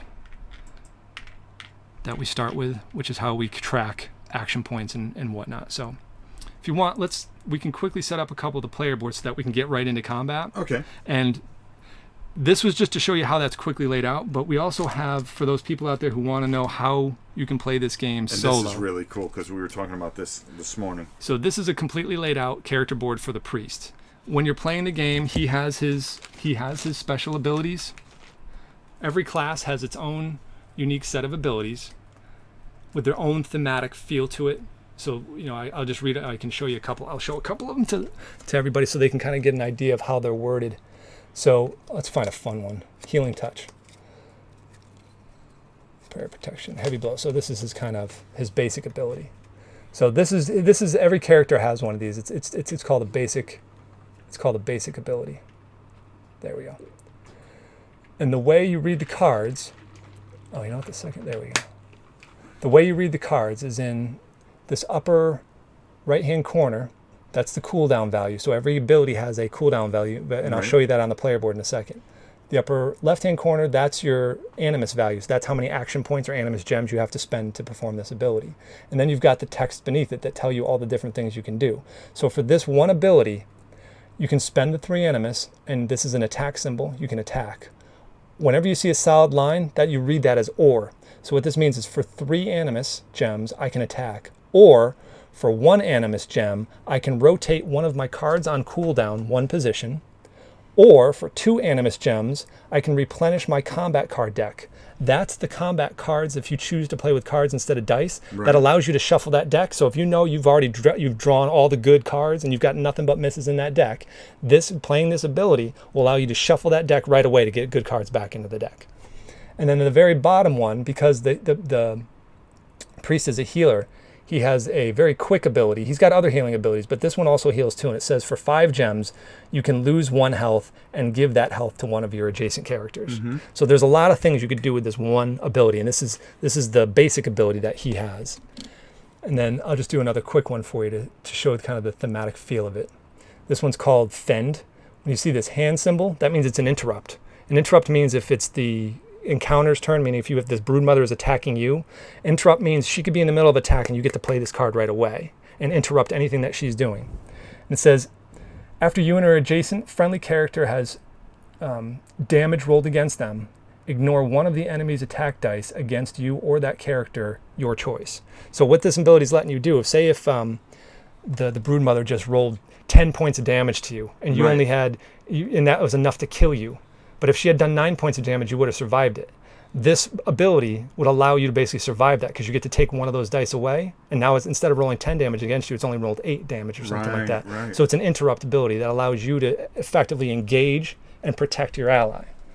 And every character has its own unique set of abilities like this, and they're thematic to the class that's playing.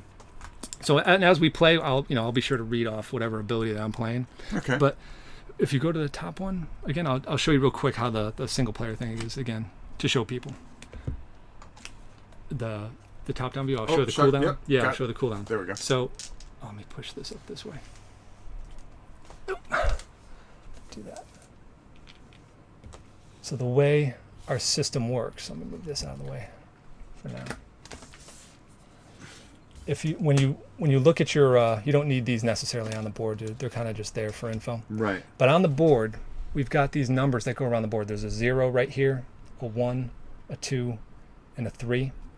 Those are your cooldown locations. And like I was saying, on the cards, every card has a cooldown number in the upper right-hand corner that is a value between 0 and 3. Mm-hmm. When you perform an ability, you pay the costs and the attack gems, and then you put that card into its location on cooldown.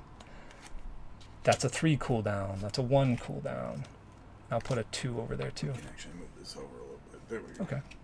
Get rid of that. So let's say if you were in the middle of a round, you had things that were on cooldown. We have our combat system is called battle flow. Mm-hmm. And instead of having to wait each turn like that, traditionally cooldown systems mean, a cooldown of 3 would mean you wait 3 turns before you get that card back in your hand to use it again, right? Kind of that you wait around represents a cooldown of 1 or something like that. Mm-hmm.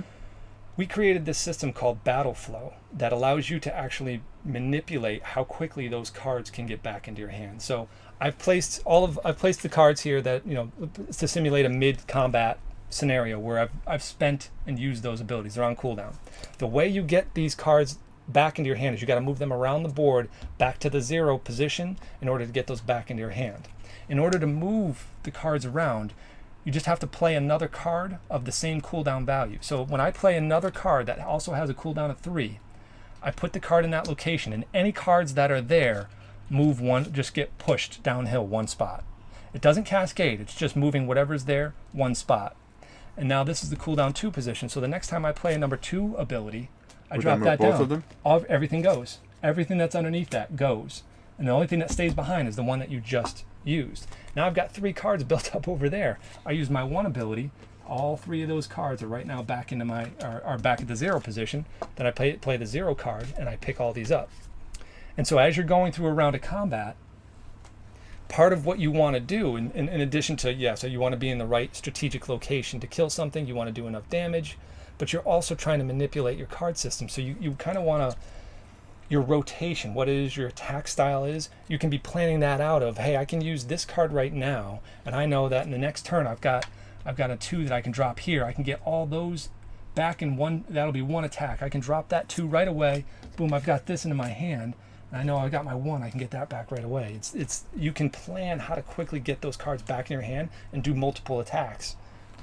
And of course, your stronger spells are going to be over here. Exactly. Yeah. And trying to get them over is a little.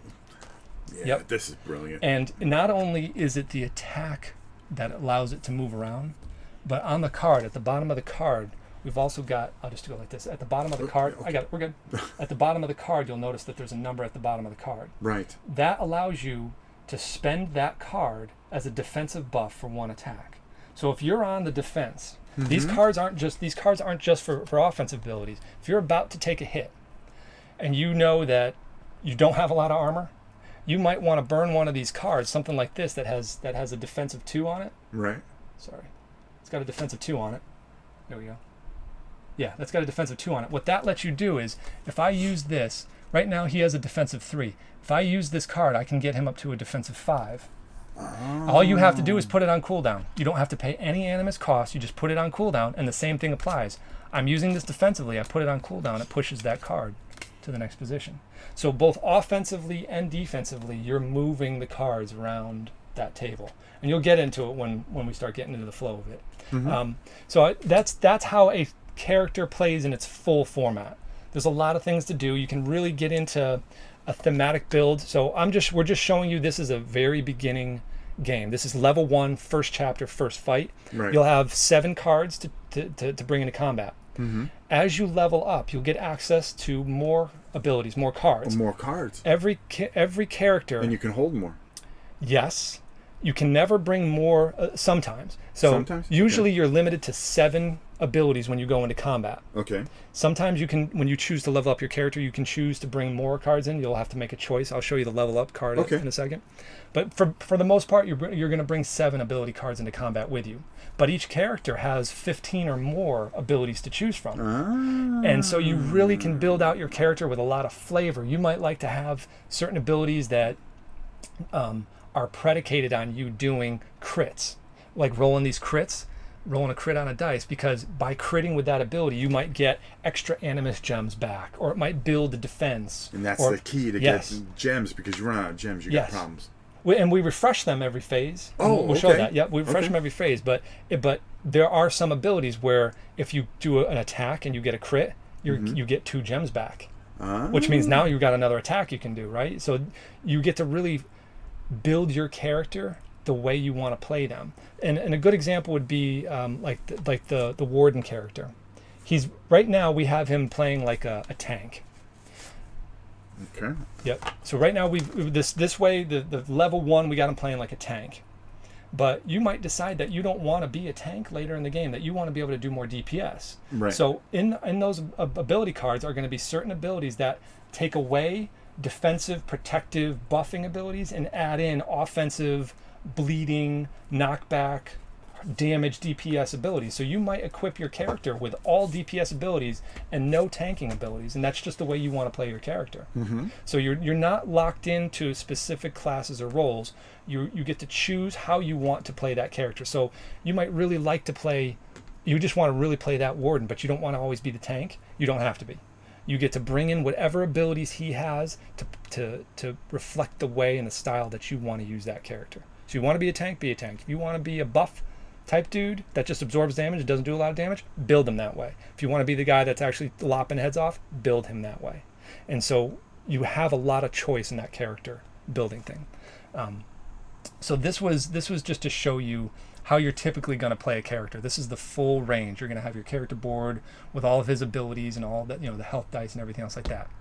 But for the people out there, so you might say, we say that this game is for 1 to 4 players. Right. You would say, I don't want to have to do this 4 times with 4 different characters while I'm playing the game. It's just too much to manage. Right. So we created a simplified, we call it the ally system or the companion system. And what that does is it takes everything that's right there and reduces everything to a finite amount of information with basically just 2 abilities to choose from, but they're thematic to that class. So I'll show it. Just show it right here so we don't have to go far. So just like you saw on that character board before, we've taken all that information and we boiled it down. So you've got a space here for your health dice. You got a space here for your defense token. So that's your defense token. You got your health dice. You play him just like this.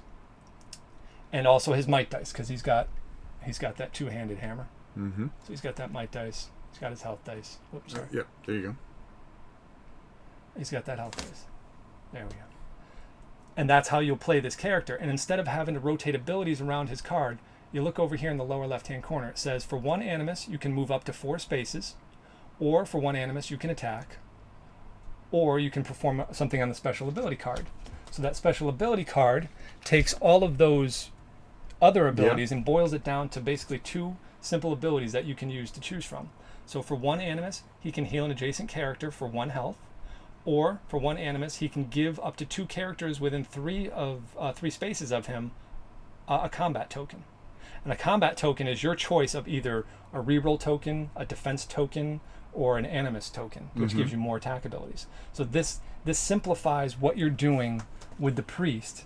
So he still acts like a priest. He still plays like a priest. You just don't have to do all of the battle flow stuff. But you could do it either way if you wanted Absolutely. to. When I solo play, I do actually use all 4 big character cards because I love to use all the different abilities. If you want to micromanage something, you can micromanage it. Yep. If you want to simplify it and just have a game where you just go right at it, Yes. I mean, it gives you 2 different options. That's right. That's phenomenal. Yep. And when you play, even when you're playing with we call it the companion system, it still feels great. You still feel like a healer that's healing. You still feel like a warbear that's just crashing through and wrecking house, just annihilating his enemies.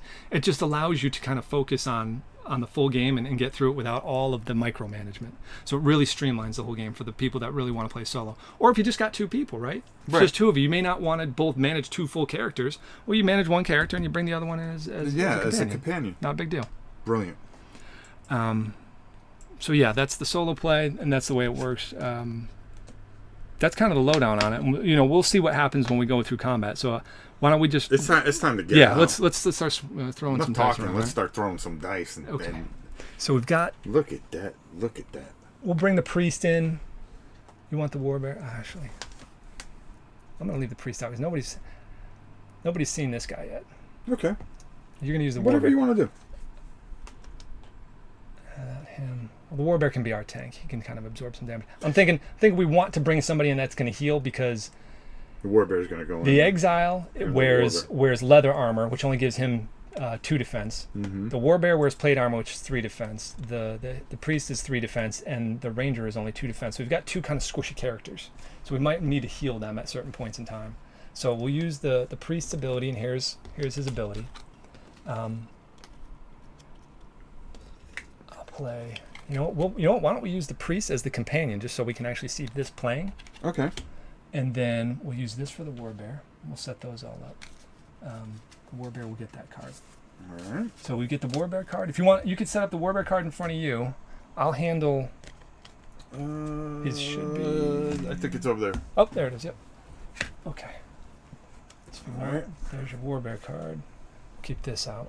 So we get to reuse all this for him. So however you want to set that up. So he's got his animus gems. Okay. There. Now how many animus gems? We start with 6. Okay.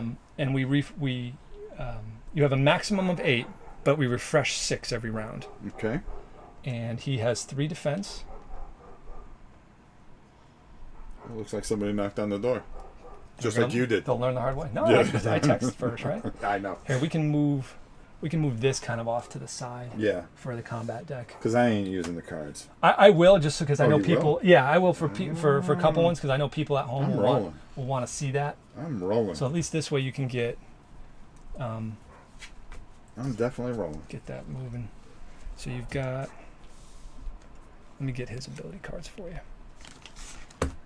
So he's got his armor. And we can actually back this. Let me go top. We can back this out just a hair. Okay. So we can see everything there. There we go.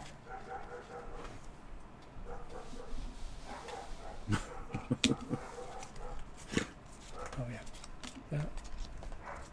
That's what I warned you about.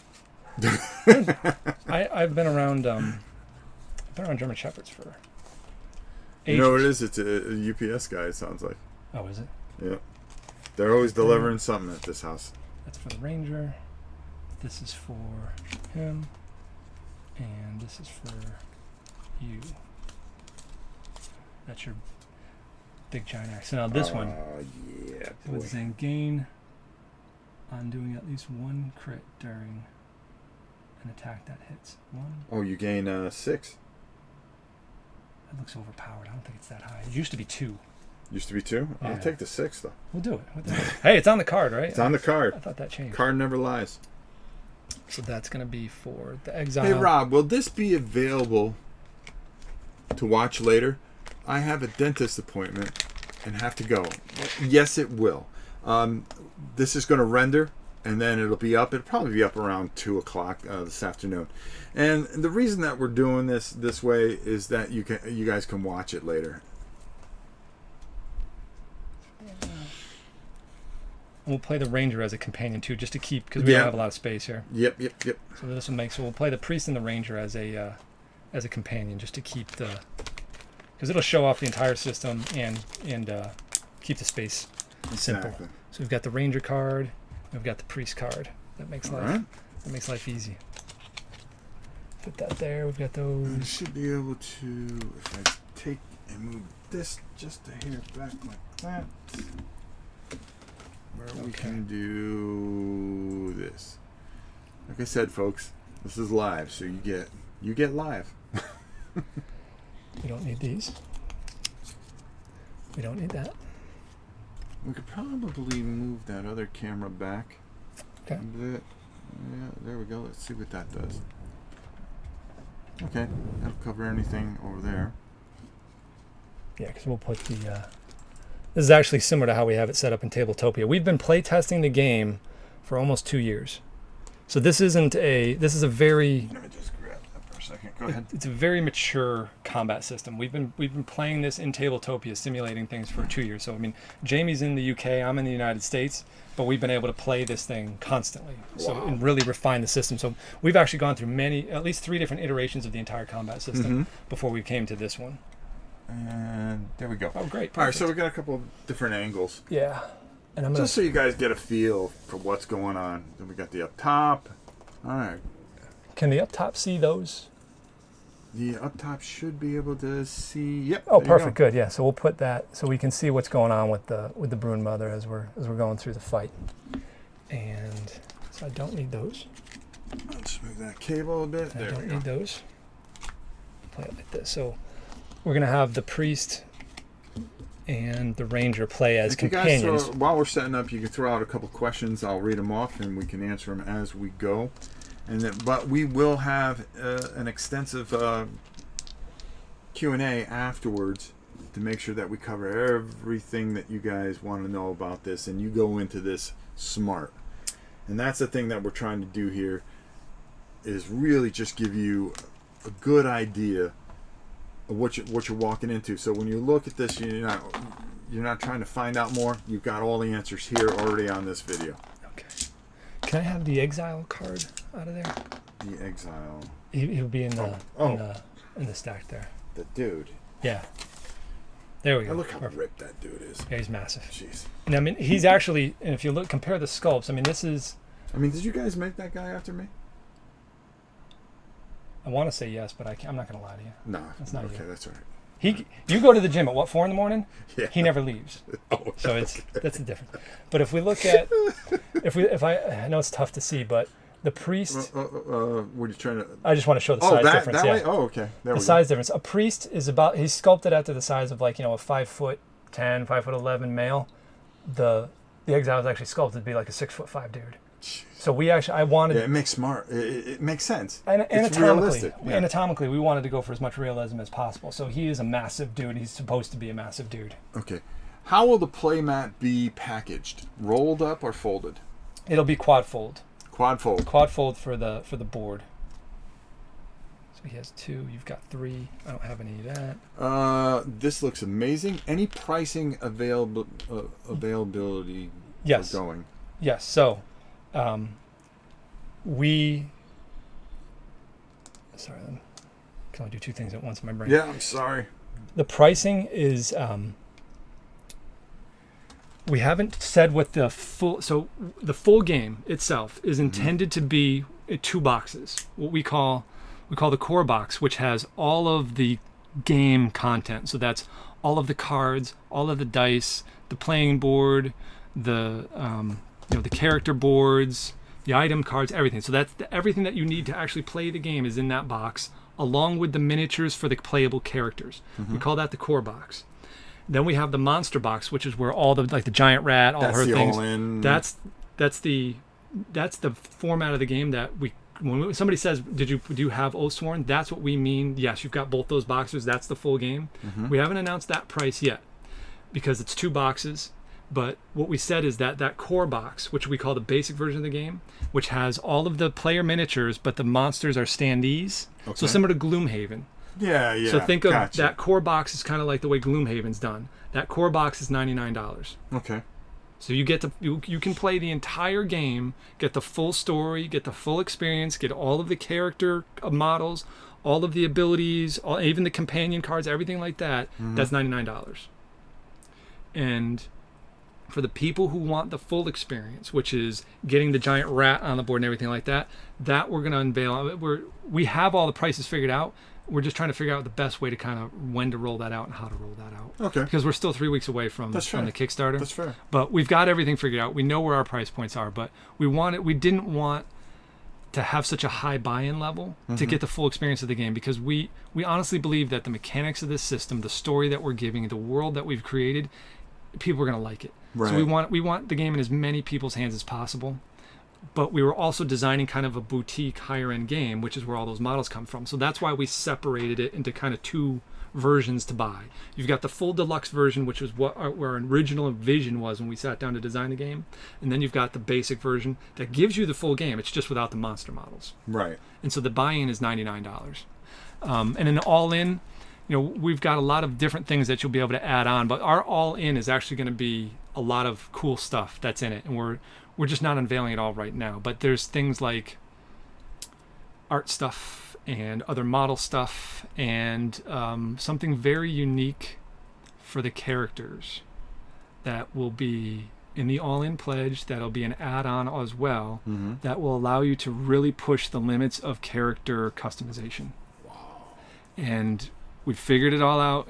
We can do it. We're trying to figure out the right way to win. Right. I think this is very fair. So it's very fair, and it makes it accessible to everyone. Right, and we wanted that initial buy-in level to be affordable. So $99 will at least get you a full game, and you get to experience the entire thing with the app and James Cosmo's voiceover and all of the cards. There's over 1,000 cards in the game. Wow! Is this the only combat surface board? Right now? Yes. Okay. We originally were going to have like a Deepwood and a city, but the way the story was working, it seems like most of the fights just happen in the Deepwood anyway. So we're going to leave it, but we're still working with the possibility of like a day-night cycle.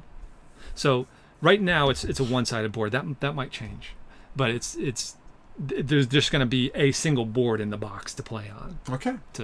For the game. There you go. So yeah, $99 will get you in the game and get you the full experience. And you'll get the whole story. You get everything that there is, all the dice. There's 30 some odd dice. There's 300 tokens. There's 1,000 cards. There's all these player cards. Yeah, and remember, every time you fight one of those monsters, they have one of these boards. That's true. So I mean, you've got all those boards, all those. They've got special ability cards, and then like I said, that base box, that $99 version, will make all the enemy standees, but all the playable characters will be the models. How will the city maps be packaged? In envelopes. Oh, that's right. We're hiding them. That's right. They have to be in envelopes because they're hidden. You can always spoil it and pop everything out if you want to, but we're trying to leave a lot of mystery in there so that it really does, when you sit down to play that game, it really feels like you're kind of getting a new experience that you had no idea was coming after you. So I think we're basically set up. We're ready to go. All right, let's do this. It's time to knock some people out. So you've got yours. I'll show some tokens in a minute. We don't need the pig iron coat, do we? You don't need it. It's there. I was just showing people where the info comes from. Like, how do you know you have 3 armor? Well, it comes right off your item card, and this is why there's 1,000 cards in the game, because this is a low level card. As you start to go up higher in level, that gets really cool and ornate. You should see some of the late game. I think I brought some of the late game artwork that Dongjun has done for what axes and swords will look like.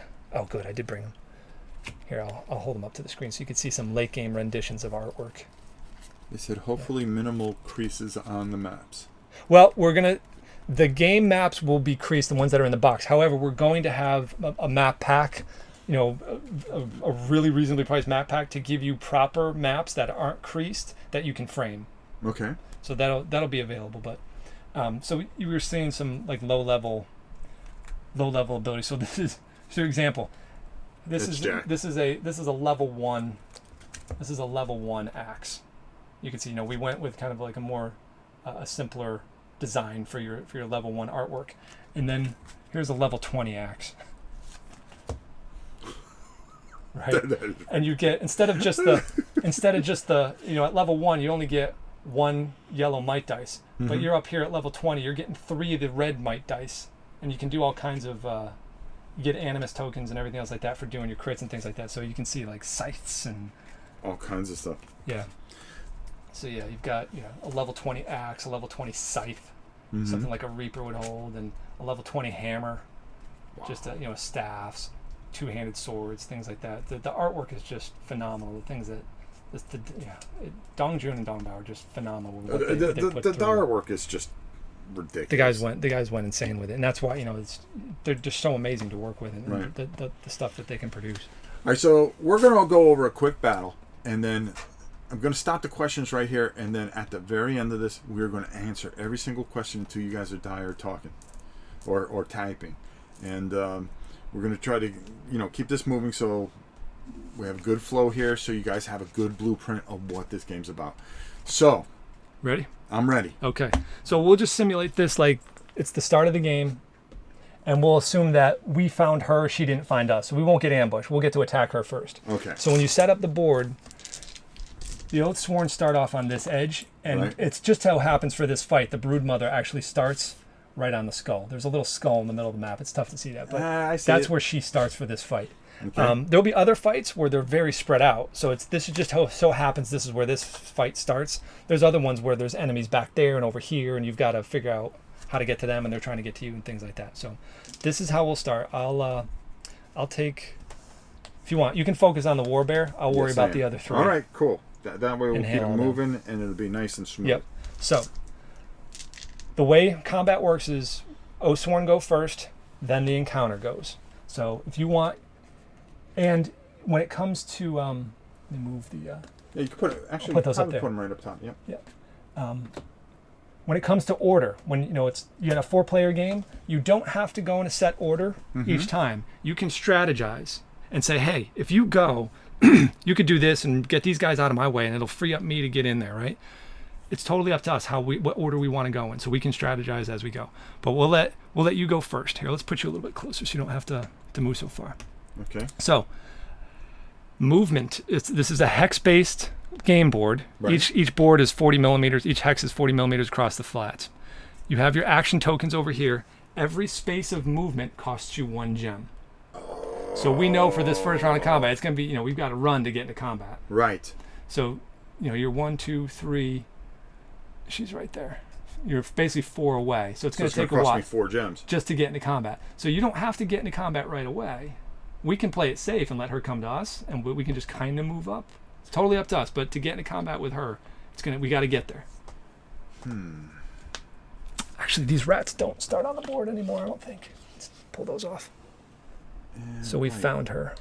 Remove one of the enemy's attack. Okay. Challenge. Force the enemy. Okay. I'm going to move. Do you want to take 2 seconds and go through the cards? We can talk about. I can kind of give you a general overview of what some of these are. Well, I see that this feral blow, but that's always your 0 ability. That's the one that kind of resets everything for you. Resets everything, but it's going to cost me 3 gems. Yeah. So what I really want to do. If you look at Ironhide, that's a good defensive card. Yeah, that'll give you a defensive buff when you use it. Okay. Feral Roar. The whole party. So now if you use this ability, everybody can move up to 2 spaces, and we all gain an empowerment token. What an empowerment token does is it lets you take any dice and go up 2 levels, a single dice. So if you do this ability right now, all of us will move forward 2. You'll lose 4 animus, and we'll all get an empowerment token, which will mean we can knock the hell out of something real quick. And we all are all forced to move forward 2. Well, that's what I'm going to do. And that would go right there. It's a cooldown of 2. It would cost me 4 gems. Yep. Boom. You just slide them over. Oh, just slide them over? Just slide them over just like that. All right, there we go. And now you've used that ability. Right. All of us have to move forward 2. Okay. So she's going to go 1, 2. He's going to go 1, 2. He's 1, 2. We all get an empowerment token, which are these guys right here. It looks like this. So we'll know that we all have one of those. Okay. So what that means is when it's time to attack, if you want to use this, you can make 1 white dice into a yellow, or a yellow into a black, things like that. You go up 2 levels. So you've gone. That's basically. I don't think you've got any other things. Yeah, I've got nothing else. And it's good to save that. And it's good to save that because you replenish 6 every round, which means you'll have 8 instead of just that next round, right? Okay. So we've got the ranger. So why don't we? She is 1, 2, 3, 4, 5 away. She has a range of 4 because of her bow. Her bow on her bow card says she's 4. So I can attack if you're adjacent to a tree. Let's get these off the board. Sorry. Put those down there. Yeah, we'll put them right down there. Put those out of there. I'm gonna actually use. I'm gonna do this just because this is where it would have started anyway. Yeah. To show you her special ability. Her special ability is called Tree Run. What it does is, if you're adjacent to a tree, she can run to an adjacent tree. Oh, because that's she is a plant, because right? We do have to. Right. Yeah. She can flank, right? Right. Now, I'm gonna do that, so I get to spend 1 gem for her, for the overhead. Okay, I'm gonna So this go is her overhead. special Yep, there ability. we It's go. called Tree Run. So Okay. I get to Tree Run her for 1 gem. I get to take her, and I'm gonna move her back here, just to hide, because I'm setting her up for later. Right. I could have moved again up to 4, but I'm not gonna do that with her because she could get hurt badly if we're not careful. So that would be it for her. Now, the priest, I'm gonna spend 1 gem and move up to 4, but I can move actually. I only needed to do is to get 2 to get into combat. Right. And then I'm gonna spend 1 more gem, and I get to do a basic attack. So this is the scaled down version. It's just a basic attack ability that I'm gonna do. Right. Basic attack. Remember, we get to either roll as many dice or draw as many white cards as we want. So, to show the people at home like the difference between the dice and the cards, I'll use the cards for him. So I get to do a basic attack. I get to draw as many white cards as I want. Okay. I also have access because of my hammer. I have a yellow. I get access to either a yellow card or a yellow dice. I'll use the dice for that when we get to it. So I'm going to draw 3 cards, white cards, and then I'm going to roll the yellow dice on top of that. Now remember, if I get 2 misses, the whole attack misses, right? Misses. I haven't shuffled these before. You better shuffle those up. But you can't shuffle them every time. This is just what you do at the very beginning of the game. Right. So let me shuffle these up. So, okay. Let's make sure that they're not all stuck together. Good. Okay, just making sure stuff's not stuck together. Okay, so I'm going to draw 3 white cards. Get those out of the way. And then I'm going to roll the yellow dice. So here we go. We'll reveal it. And I miss. See, I didn't shuffle them good enough. Oh wait, you got to remember you're in the arena. That's okay, but that's okay. You know what? Let's take that. Let's just say that's exactly what happened. Who cares? Okay. Right? Swing and When miss. you miss in this game, we kind of have a mechanic so that when you miss, you don't just keep missing over and over. Mm-hmm. When you do an attack and you miss, you get a reroll token. You earn a token, so that in your next attack, what that reroll token allows you to do is re-roll any card. You either draw another card, you just replace a card, or you get to re-roll that dice. And that might be the time to use dice, because now you've got that little extra. You got that little extra. So I've got a re-roll token for him to use for next time. It's okay. He missed, no big deal. Now we've got the ranger gone, and so now it's the exile's turn. So it's this dude's turn. Yep. He's right here. So he's how many away? 1, 2, 3. Okay. So I've got cool abilities like I can do flips over him. I can climb up trees, jump down, and everything else like that. For the purposes of this, I think I'm going to. He can even throw his weapon if he wants to. He's got a. Which is nice. He's got a way to. He can throw his axe and everything else like that. Roaring charge. Oh, this is for you. I'm going to do this ability because this is going to get you into combat immediately. So. Okay. This is the ability I'm going to use for the exile. See if everybody can read that. There we go. There we go. So it's called Roaring Charge. So you may run up to 5 spaces in a straight line, ending the move you come into contact with anything. All other friendlies may move up to 2 in a straight line immediately. All characters that move must end their turn closer to an enemy than they began. It's going to cost me 3 enemies. It has a cooldown of 2. So this is going to get you into combat immediately. Okay. So I'm actually going to move up 2. So you're forced to move up 2. She's forced to move forward 2. I've got to move up into contact with him. And that cost me 3 gems. And that's on cooldown. Now I think I've got enough to just do another ability. Because most of these attacks are 3. So, where's my 0 card? You don't want to smack him in the teeth. Here we go. This is my Primal Strike. This is my basic ability card, my Primal Strike. It's going to cost me 3 Animus Gems, has a cooldown of 0, and I get to attack. So I spend my last 3 gems, I put the card on the cooldown position of 0, Yep. and now I get to attack. He doesn't have access to anything special. I'm going to use the dice for this. I'm going to roll 4 dice. So I get to do 1 basic attack with that card. You roll right over there, and we can actually see. And I missed. Oh. Technically, we were supposed to start the game with everybody with a reroll token. But that's all right. We're going to do it tough. Let's do it tough. I agree. So he missed as well. Okay. Even though I should have done that since 3 of the misses missed, right? Right. I was an idiot. Okay, so you've gone. The exile's gone. The ranger is moved. The priest is moved, and he whiffed on his attack. We've all whiffed. We've all got extra reroll tokens because of it, though, so we're kind of setting ourselves up for the next round. Now it's the enemy's turn. Uh-oh. So we draw a card from phase 1 card deck. Oh, boy, this is going to hurt.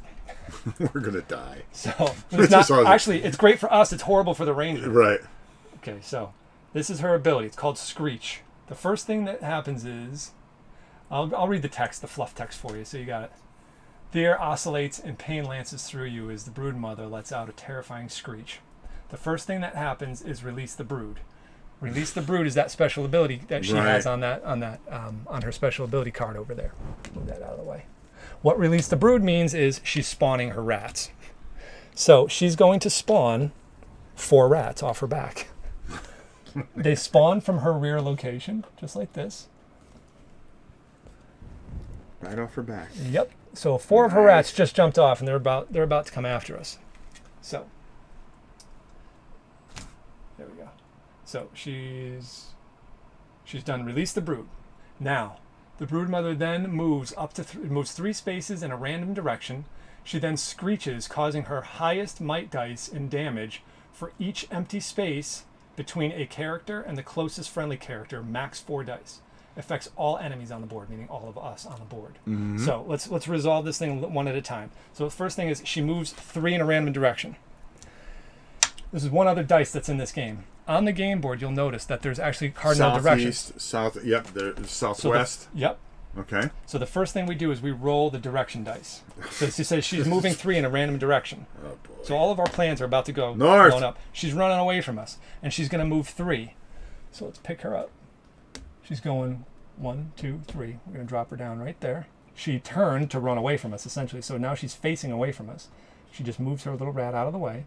And now she's going to screech. So then she screeches, causing her highest might dice in damage for the empty. Okay, her highest might dice here. What this card means, so when we were looking at this card earlier, this told us how much defense she had, told us what her special ability is, which is release the brood, and when the different phases trigger. This is the amount of damage she's going to roll against us on each time she attacks us. It's 3 yellow and 3 white dice. But what this ability is saying is you take her highest might dice, which is a yellow dice, and we're going to roll that. And which is right there. We're going to roll one of those dice for each space between us and the most adjacent ally, which means there's nothing between us, but we have to roll a minimum of 1. Actually, no, it's for each space between, so I don't think it's... Random she's and screeches, causing the highest might dice in damage for each empty space. Yeah, 3 of us being adjacent, we take no damage. She's off here on her own, so she's going to take 1, 2, 3, 4, 5. But it said a maximum of 4, so we've got to roll 5 dice. 4. It said maximum of 4, so we've got to roll against 4 her. Yellow dice against her. She's only got 2 defense, so we've got to. She's screwed basically. Right. But it's only because she doesn't have any of those defense cards to play. But we can burn we'll give her a +2 defense token for this, because we would have tokens like this. So we're going to give her. So we're going to take her 2 defense and bump it up to 4. Okay. And we're going to roll that damage against us. So it's 5 points of damage. But she's got 4 defense right now because of the defense token. So this is how you resolve combat: is you divide the total amount of damage rolled into the defensive value of your target. Okay. And the number of times that evenly goes into that is how many health points she loses. So she's got 4 points of health. Yeah. We've rolled 5 damage. She's only going to lose 1 health. Okay. 5 goes. 5 beats 4, so it does at least 1 point of damage, right? So that's going to bring her from 6 health down to 5. So it wasn't too bad. She only lost 1 health, so it's not the end of the world. But that's a now, horrible. Did that crit mean anything? So no, when the enemies roll against you, they never miss, but they cannot crit. So that's why it's only 5 points of damage. Only we can miss, and only we can crit. Okay, cool. So that was actually a bullet dodge there, because I thought that was going to be a lot worse than what it ended up being. Now, it's not over, because remember, the first thing that we do is release the brood. Right. So she spawned them off her back. Now they get to move and attack. The little rats. Yeah. They always move to their closest target. So that one we'll start. We have to go model by model. So we'll start with this one. Her closest target, 1, 2 is there. Right. Or this is 3 away. So this is the closest target. This one can go 1, 2, 3, or 1, or 2, 1, 3. 2, 3. So the way you decide when it's a tie is we created this rule called north and west. Okay. So when it has a choice of where to go, it first chooses the most northern target. And if both of them are equally north, it chooses the most western target. So this one, the most northern target, is the ranger. So it's going to move over there. Mm-hmm. This one, 1, 2, is going to move here. This one, 1, 2, is going to move here. But now the person that attacks is, again, the rule of north and west. Who's it going to attack? The west. I mean north. Who's north? I am. He's further north. Oh, he's further north. Yeah. That's right. Right, so it's going to attack him.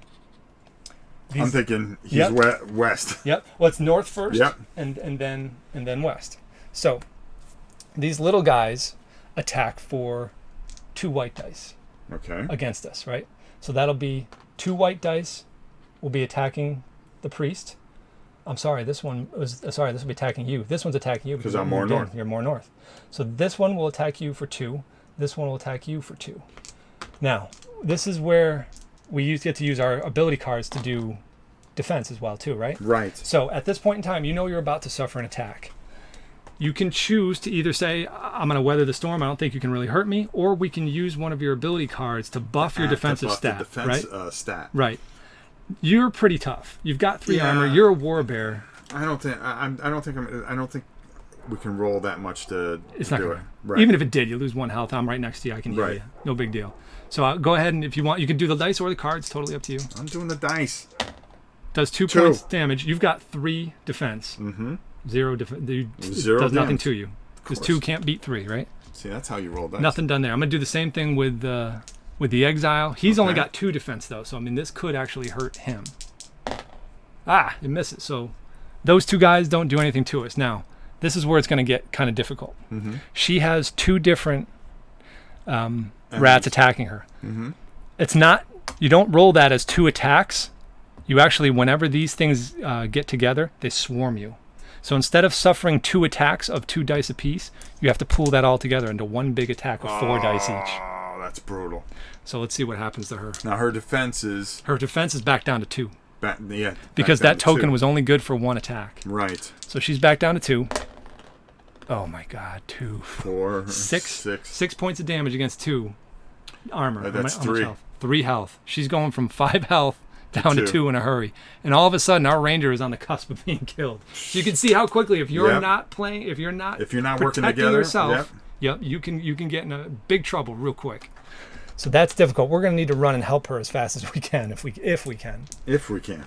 So that was, we went. Mm-hmm. We didn't do anything. Right. She is gone. This will go over there to burn it. That is 1 round of combat. We went, the enemy went. Mm-hmm. So now it comes back to us. First thing we do is we all refresh our gems back. So you get 6 back. So here's 2 more to go with that 4 you've already got there. So you've got a lot to work with here. You've got now 8 gems. There's a question. Yep. Why is there a random direction dice? Why is the random direction dice D6 when there's 8 directions? No. There's 3. Oh, there is, huh? Yeah. Northeast, east. Oh, because it's a hex board.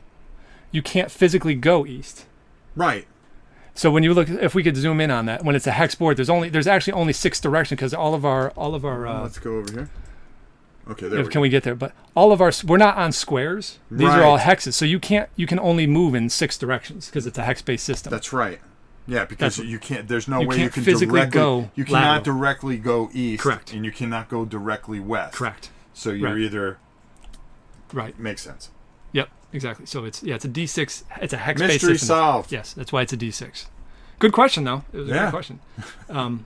So, again, that was 1 round of combat. We've now refreshed our gems. Okay. And now it's up to us to go. So it's our turn. There's one thing to tell you. In traditional combat games, if you're engaged with an enemy, typically you're not allowed to move without suffering an attack of opportunity. Not so in this game. Even if you're engaged with somebody in combat, you're allowed to move and you won't suffer a penalty. Okay. So based on that, You're going to move your priest. I'm going to run like hell. No, actually, I'm going to take her and run like hell. Okay. But because I'm I'm right near a tree. I'm going to tree run to get the hell out of the way, right? So let's go with the ranger first. She's going to use one of her gems, and she's going to get the hell out of here and run over she's here. Going to pop right over there. Yeah, she's getting out of here. Okay. She was in danger over there. And I'm actually going to use another gem to move 4 spaces. I actually want to try to get closer. Instead of moving to that tree, I'm actually going to move to this tree. Okay. And I'm going to come close to the priest because maybe the priest can heal her. Okay. So I'm going to spend another gem to move 4. 1, 2, 3, 4. Perfect. I moved her right to there. So what I did there was I used her tree run ability, which is on this card right here, right, to move to an adjacent tree. Right. And then I spent my other gem, which allows me to move up to 4 spaces, and I ran to the priest because now the priest will be able to heal her. Okay. So that's her turn. Okay. So now it's the priest. Well, it could be anybody. Do you want now there's like I said, we can kind of game this. I can try to take out those rats to free you up to run at the big broodmother. Or you could take out the rats to free me up to the broodmother, or I can just run to the broodmother and leave you behind. It's totally up to you. Well, the whole thing is I'm more powerful. So if I can free you up, if I kill this rat, you can make a beeline right for the broodmother, right? So okay, we'll go with the exile first. So I used my 0 ability card as a cooldown. Well, isn't the exile more powerful? Well, you have the yellow might dice. I don't have a yellow might dice. Oh, all right. It all comes down to really comes, how good your roll is. I could have no might dice. My rolls are gonna right. So it doesn't really matter. So I'm gonna knock somebody out. So I'm gonna go ahead and I'll move. Okay. I'm sorry. I want to free you up. So I'm gonna go ahead and attack. Okay. I'm gonna attack that rat. I'm just gonna use my basic ability card, my 0 card, which costs me only 3 animus gems. And that allows me to attack as many white gems. I'm going to use the cards this time because we already know we already burned 3, right? We already burned. So I'm going to take 3. I'm going to take 3 cards. Okay. Put that back. For this attack, so we'll reveal them. Done 2, 2, and 2. We got to shuffle those things. Yeah. So I've done 6 points of damage. The rats only have 2 defense. Okay. So they've only got 1 health. Okay. So that means that if you can do 2 points of damage on a rat, you vaporize it. So I did 6 points of damage. That kills this rat instantly. So I've used my 3 gems there. I can move. I'll spend the rest of my gems to move. I'll just move 1 because I'm going to save some for the next round, right? Okay. So that's it for me. So we can go to you now. You can run straight past that if you want to. That's what I'm going to do. I'm going to use 3 to go right past it. Yep. So I'm going to go right up on him. Yep. And then we're going to attack him. I think we're going to use Feral Blow. Why not? It's an easy one. It's an easy one, right? Ooh, there you got one right there. See at the very bottom? You can spend 2. So it's a cheaper attack. Okay. But it's got a cooldown of 3. Who cares, though, if you want to save it? Because you've got enough. So you might be able to get 2 attacks out of this, right? All right. You've got 5 gems. Well, it doesn't cost anything. Well, it costs the 2. It costs the 2, right. All right, so we'll go there. Yep. So you're actually going to get 2 whacks at this thing. I'm going to get 2 whacks. You get to roll as many white dice as you want, and you get a yellow dice. Cost me 2. Yep. And you get a yellow dice in there with this. For everybody at home, just so to understand what the difference in the dice are, I apologize for not explaining that earlier. White dice are your basic attack dice. I'll do this. White dice are your basic attack dice. Mm-hmm. A yellow dice is an empowerment dice that is, when you average the number of rolls out, a yellow dice is the equivalent of 2 white dice. Right. A red dice is the equivalent of 2 yellow dice. And a black dice is the equivalent of 2 red dice. So it's twice as powerful as you go up when you average the rolls out. And you only gain access to these based on either your special abilities or the items that you're equipping. So because Rob is the war bear and he has an axe that gives him 1 yellow might dice, means he gets to roll as many white as he wants to, and he automatically gets a yellow to mix into that anytime he wants to. Okay. You don't have to roll the yellow if you don't want to, but it's like, why wouldn't you? What about engagement rules? Engagement rules is basically you just have to move. There's only movement rules. Engagement, you're allowed to disengage for free. We originally had it in the game that if you moved out of combat from somebody that you're engaged with combat with, you would suffer an attack of opportunity. But we actually removed it because we found that it speeds the game up a little bit more and makes it a little bit more fun. Right. And it was more of a war gamer rule that board gamers may not really care for. Right. So being it's a board game, we took the engagement rule out basically. So now it's just about movement. You just can't move into or through a hex occupied by another model. You have to move around it. So, like in that instance there, if I hadn't had killed that rat, you'd have had to run all the way around to get into combat. Right. Because I killed it, you can run right at the broodmother, right? Mike made it. He said, Hey, I'm Mike. late, guy. Mike. No, hey, Mike, how's it going? Mike, you missed me waxing poetic about you early, but another thing is, you guys are seeing this here, but make sure you go over to the King of Average. He's going to be covering it in detail and really giving you some great looks. He's one of the best guys at Kickstarter. Just does a great job with his channel. And I want to make sure that if you guys are not subscribed, go over there, subscribe. The way he's growing, I don't think he has to worry too much about that. All right, now here's what I'm going to do, because I'm a risk taker. Okay. I'm going to go this many. You've got a reroll token too. Don't you? I got a reroll token. And I'm going to go 4 you got white. an empowerment token too. If you wanted to upgrade one of those dice 2 levels, you could do that too. 2 levels? So you can make that yellow dice into a black dice if you want to. Yeah, I'm going to do that. So we'll just go ahead and spend your empowerment. Spend it. Because we've all got one because of those. I really need to take out the back end of that rat. Okay, yeah. That rat's got to suffer. I'm maybe even thinking of going 5 dice, but that is 5 dice. So you got the black and the 4 white. 5 more white. 5 white and 1 black. All right, there we go. Watch how this happens. Look nice. at that. And you crit. So we've got. And you crit. So you've got. This missed. You've got a reroll token. Do you want to reroll that black dice? I sure do. Reroll it. I'm going to reroll that because we're really going to put a hammer in onto him. Nice. Look at this. So we've already got 7 points in damage, plus you crit on the white dice, which means you get to roll another white dice of the same. Watch this. Crit again. 9. Oh. Well, that's okay. You've done 9 points in damage. Okay. It could have been worse, right? Right. So you've done 9 points in damage. Now you're closest to her hindquarter location, which is this dice right here. Right. She's a defense 2. How much health are we taking from her? We're taking 9 1, points. 2, 3, 4. 4, exactly. So that Don't goes from a a 6 down to 2. So we're close to destroying that location. Now that was just 1 attack, right? You still got 3 gems left. You can do another attack. I'm hitting again. But now you're going to lose this black dice. You're going back to a yellow dice. We don't need the black die. Black die did not really prove much to us. But watch this. Oh. Hold on. It's crooked reroll. It doesn't matter. You missed it. Oh, I missed it. It's okay. But you missed an attack, so you get a reroll token. I get a reroll token. That's why we did. That's why we did that. Where are the reroll tokens? That's why we messed. Here we go. I got it. Oh, you got it? Okay. Yep. Here you go. So that's for the next. That's for your next attack. Right. You can't use it right away. It's for your next attack. That's now right. that would cost you 3 gems, so that'll move those 3 gems. That'll move those over. Yep. So we're only going to get 6 back on the next round. Correct. Maybe we should save those and go on with 9. But that's all right. Can you do me a favor and shuffle the... Yes, I will take care of that. Let's just reshuffle them for the heck of it, because they're so stuck together. Yeah, I'm going to shuffle everything, so you just... So what have we done so far? We've had the Ranger get out of trouble, move over to here. We've had the Warbear run up and almost take off the tail in 1 shot. Mm-hmm. There's only 2 health points left.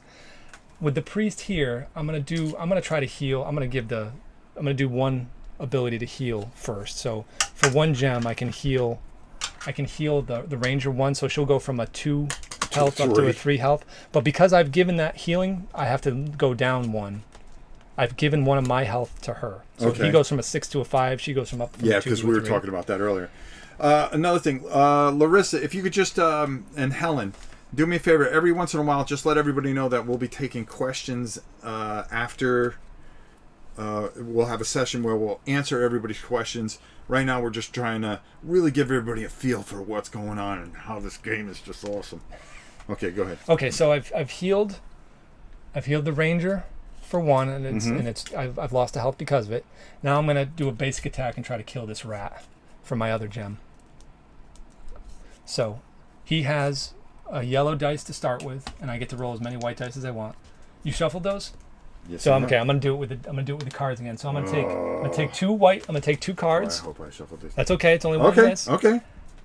I don't have to roll that yellow dice if I don't want to, and here's why.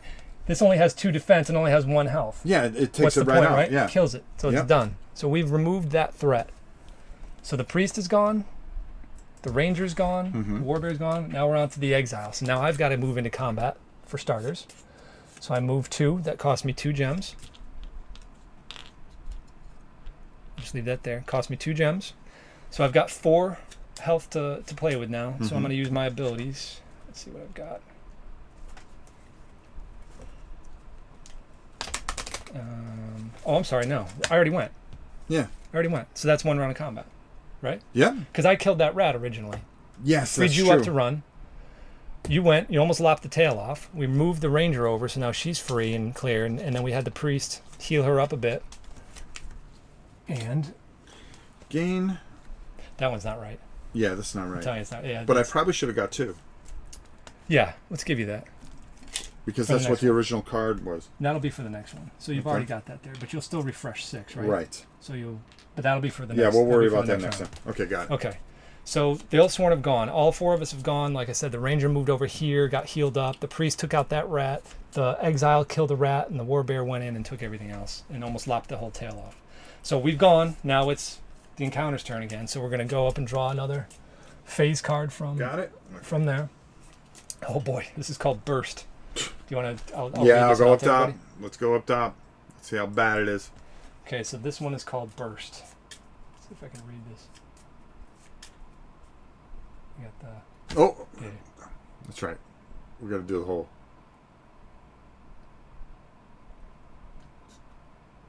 This one doesn't want to be seen. It looks great at your hands, right? Yeah. Oh well, you're not gonna be able to see it. I'll read it out loud. So the first, what this ability says, it's called Burst. So the first thing that happens is she's gonna release the brood, which means she spawns rats again. So More rats. More rats are coming off her back. So again, she spawns them from her rear position, but if you're standing there, obviously she's not gonna spawn them on top of you. So they just get pushed around you. So the first thing she does is release the brood. Yeah, if you don't take the rats out, you're gonna If you get don't, swarmed. yeah, you just don't have a chance. The next thing she does, said the broodmother then moves 3 in a random direction. So we're going to roll Okay, so we're gonna roll the that direction die. dice. And remember, this is hex based, so it only has 6 sides. Southwest. Boom. So she's going So to she run moved 3 that down way. there. She was on this one. So Right. she's going to go 1, One, 2, two. 3, which puts her there. She's going to push this rat out of the way. And she ran in that direction. What if she landed on us? She just pushes you out of the way. Pushes you out of the Yeah. way? Okay. Yep. It just pushes it out of the way. She then bursts the furthest rat from her, which is this rat right here. Okay. Because it's north, so they're both equally distant away. That's the furthest rat from her. As it dies, it creates a toxic cloud in the hex around it. Okay, so that doesn't bother Yeah. us. It might if we go over there, right? So Right. because we don't have the I don't have that template with us today. I'm just going to use that. It's all right. It's not fire. It's supposed to be a toxic cloud Mm-hmm. that goes into the hexes around this, including where it was standing. Wow. Yeah. So that's a cloud of toxic gas essentially.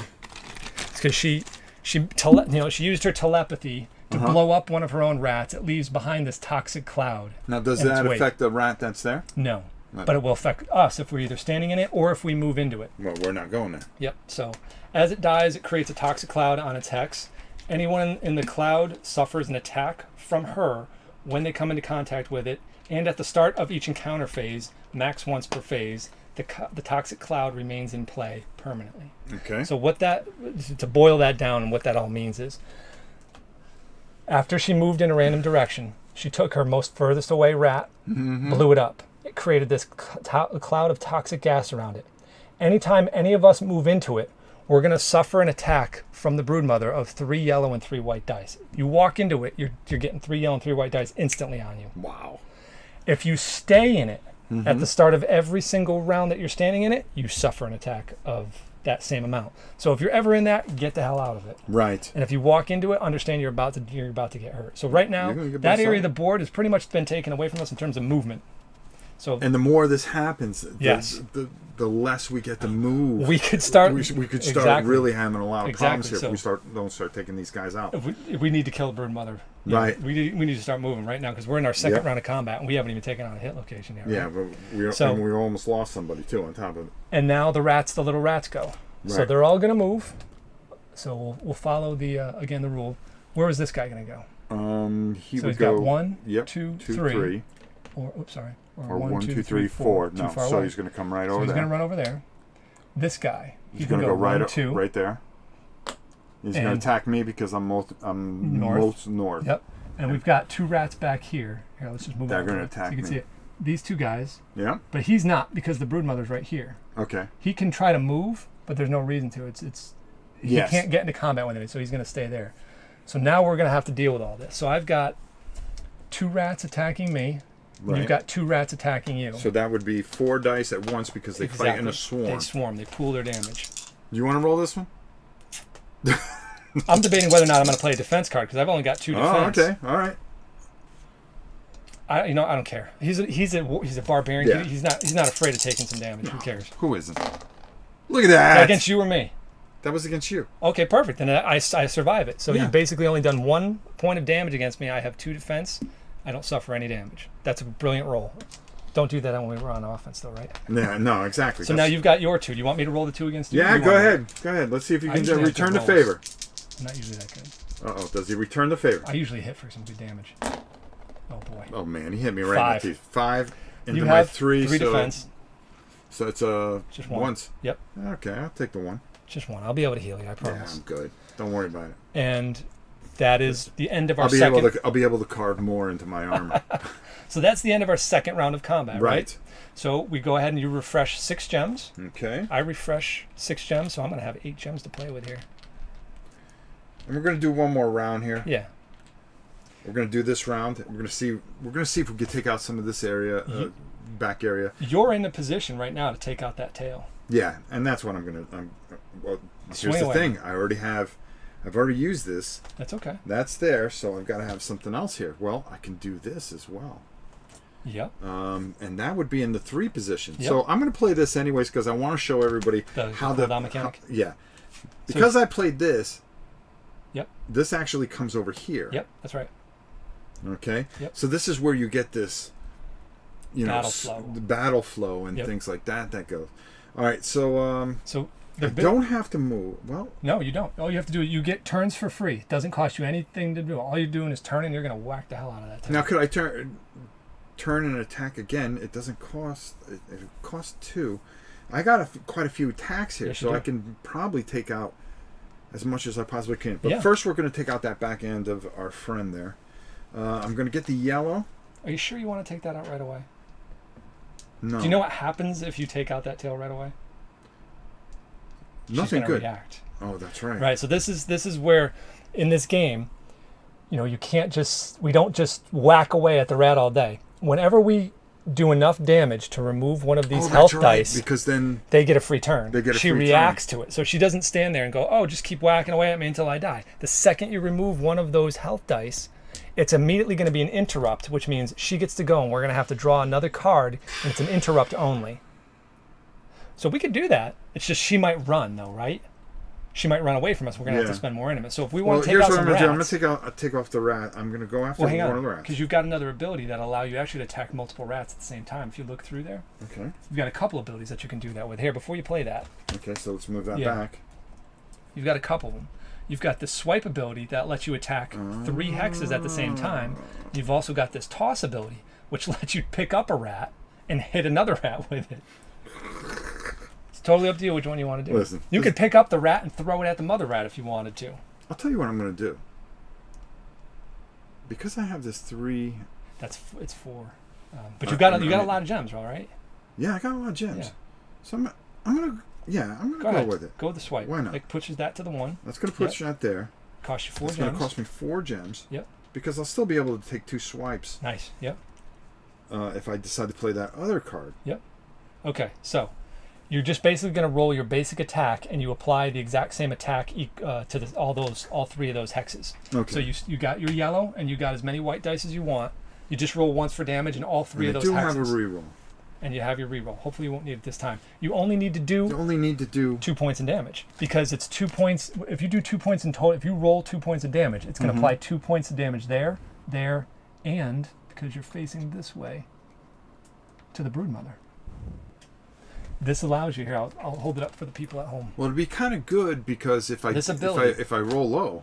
Well, right. Well, this ability allows him to attack the 3 hexes that are directly in front of him.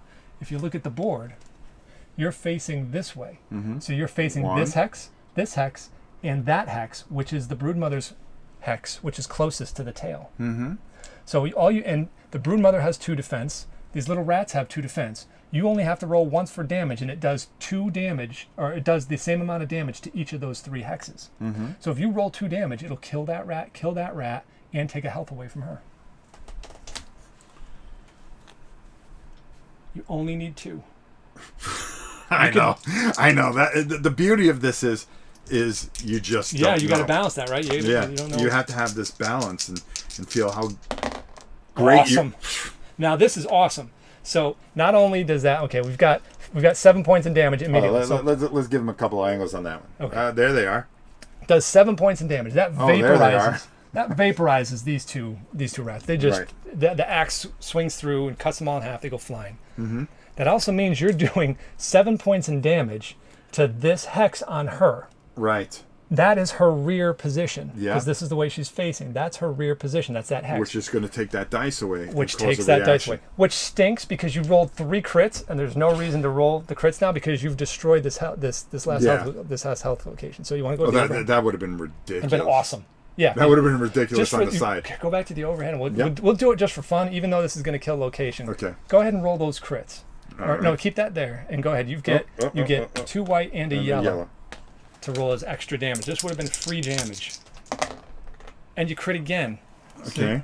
So you get another yellow. You get another white dice. Okay. 2, 4, 6, 8, 11 points in damage in one roll. And she had 2. She had 2. She had 2 we were health. able to hit her on the side there. Yep, you would have almost taken her out. An entire health location, right? Wow. One whole location. Yep. So he hits hard. Yeah. So that amount of damage, because it's this hex that are of his 3 hexes that he's attacking. Yep. It's closest to the tail, so that removes this health dice from that. Which causes an interrupt. Exactly. So 2 things are going to happen right now. You notice there's a little symbol underneath that location? Yeah. Because you took out that location, we're all getting a reroll token. So we're going to get another reroll token on top of that, which you got right there. We're going to need it.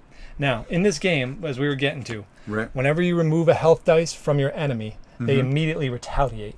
So we've got to basically pause our turn. You're the only one that's gone so far, and it's interrupting your turn because you can still go. Yeah. So it's interrupting everything, and we have to draw a card from this. It's called Encourage. So what happens here, it says, release the brood with 1 extra rat. So normally she's spawning 4 rats. Now she's going to spawn 5 rats. So we got to get 5 rats on the table. 1, 2, 3. Where are the other rats? 4. So now I really got to look at these cards. And she's going to, and where is it? Encourage. Here it is, Encourage. So the broodmother then moves 3 in a random direction. Each rat gains 1 extra might dice of the same color as the other dice until the end of the turn. Place this card in the encounter map until the end of the turn as a reminder. Yeah. So what that means is we spawn an extra rat. Right.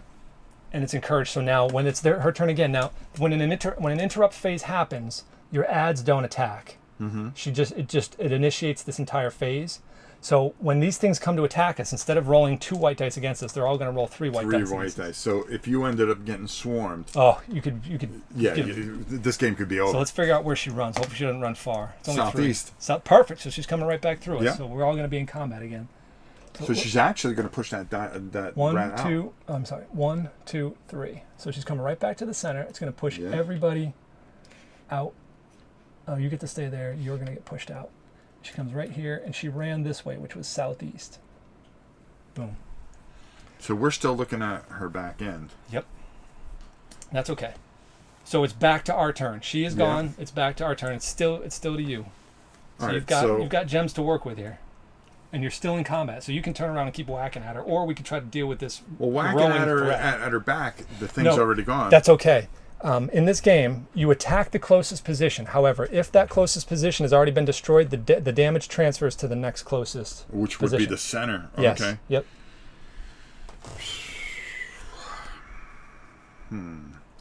Those things are going to be nasty, though. Replenish your combat card deck. I'm going to go with bite. I mean, remove one of your enemies. Okay, this is You don't want to use this one yet. Okay. The reason No, for I that, was just reading it. oh, I'm sorry. Okay, I didn't know if you wanted to use that. That hand symbol is the interrupt. So you use this on like it's a defensive ability. So it allows you. What that does is it allows you, if you're about to take an attack, you can roll this after damage. So say she rolls a bunch of damage against you. Yeah. You get to basically pause that damage, and it allows you to remove one of her dice. Mm-hmm. It's an interrupt. That's what the hand means. It means it's an interrupt. So it allows you to basically it's a defensive ability for you. And then. After an adjacent enemy rolls damage, remove one of the enemy's attack dice, your choice. So that's you could save that, and it doesn't cost you anything. So that's one of those things you want to keep in your back pocket for when you get attacked. Is Tainted Dragon That's Paul. Hey, Paul. Hey, Paul. Yeah, Paul's one of our writers. Okay. And he does that. I told you it's the Tainted Dragon Inn that he does like an RP response. So if you've got questions about what's in this world, what's life like in this world, and we were already pumping you up, Paul. Yep. We were pumping you up early. Got to get here early. Get all the wax.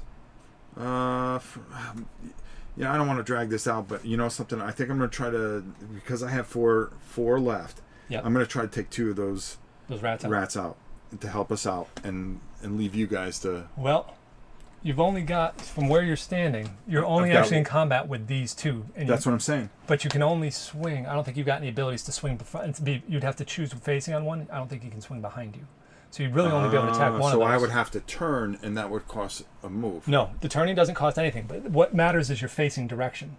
Right. So you're always attacking what's adjacent, but what you're facing as your adjacent, unless you have an ability that allows you to attack other hexes. So it's whatever you're facing. Honestly, with what we're facing right now, I would come after the Broodmother. I'd go after the Broodmother.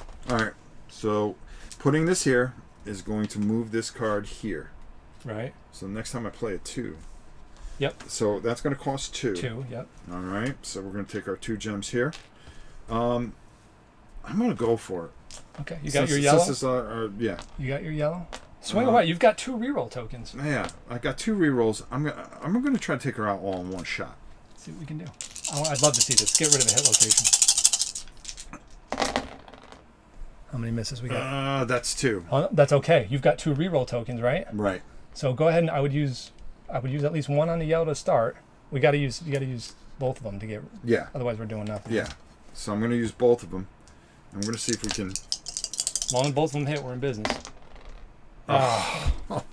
But because you missed an attack, you get a reroll token. Yeah, right? I get a reroll. So it's good for next time. That'd be great next time. But meanwhile, I'll be chewed up to nothing. Yep.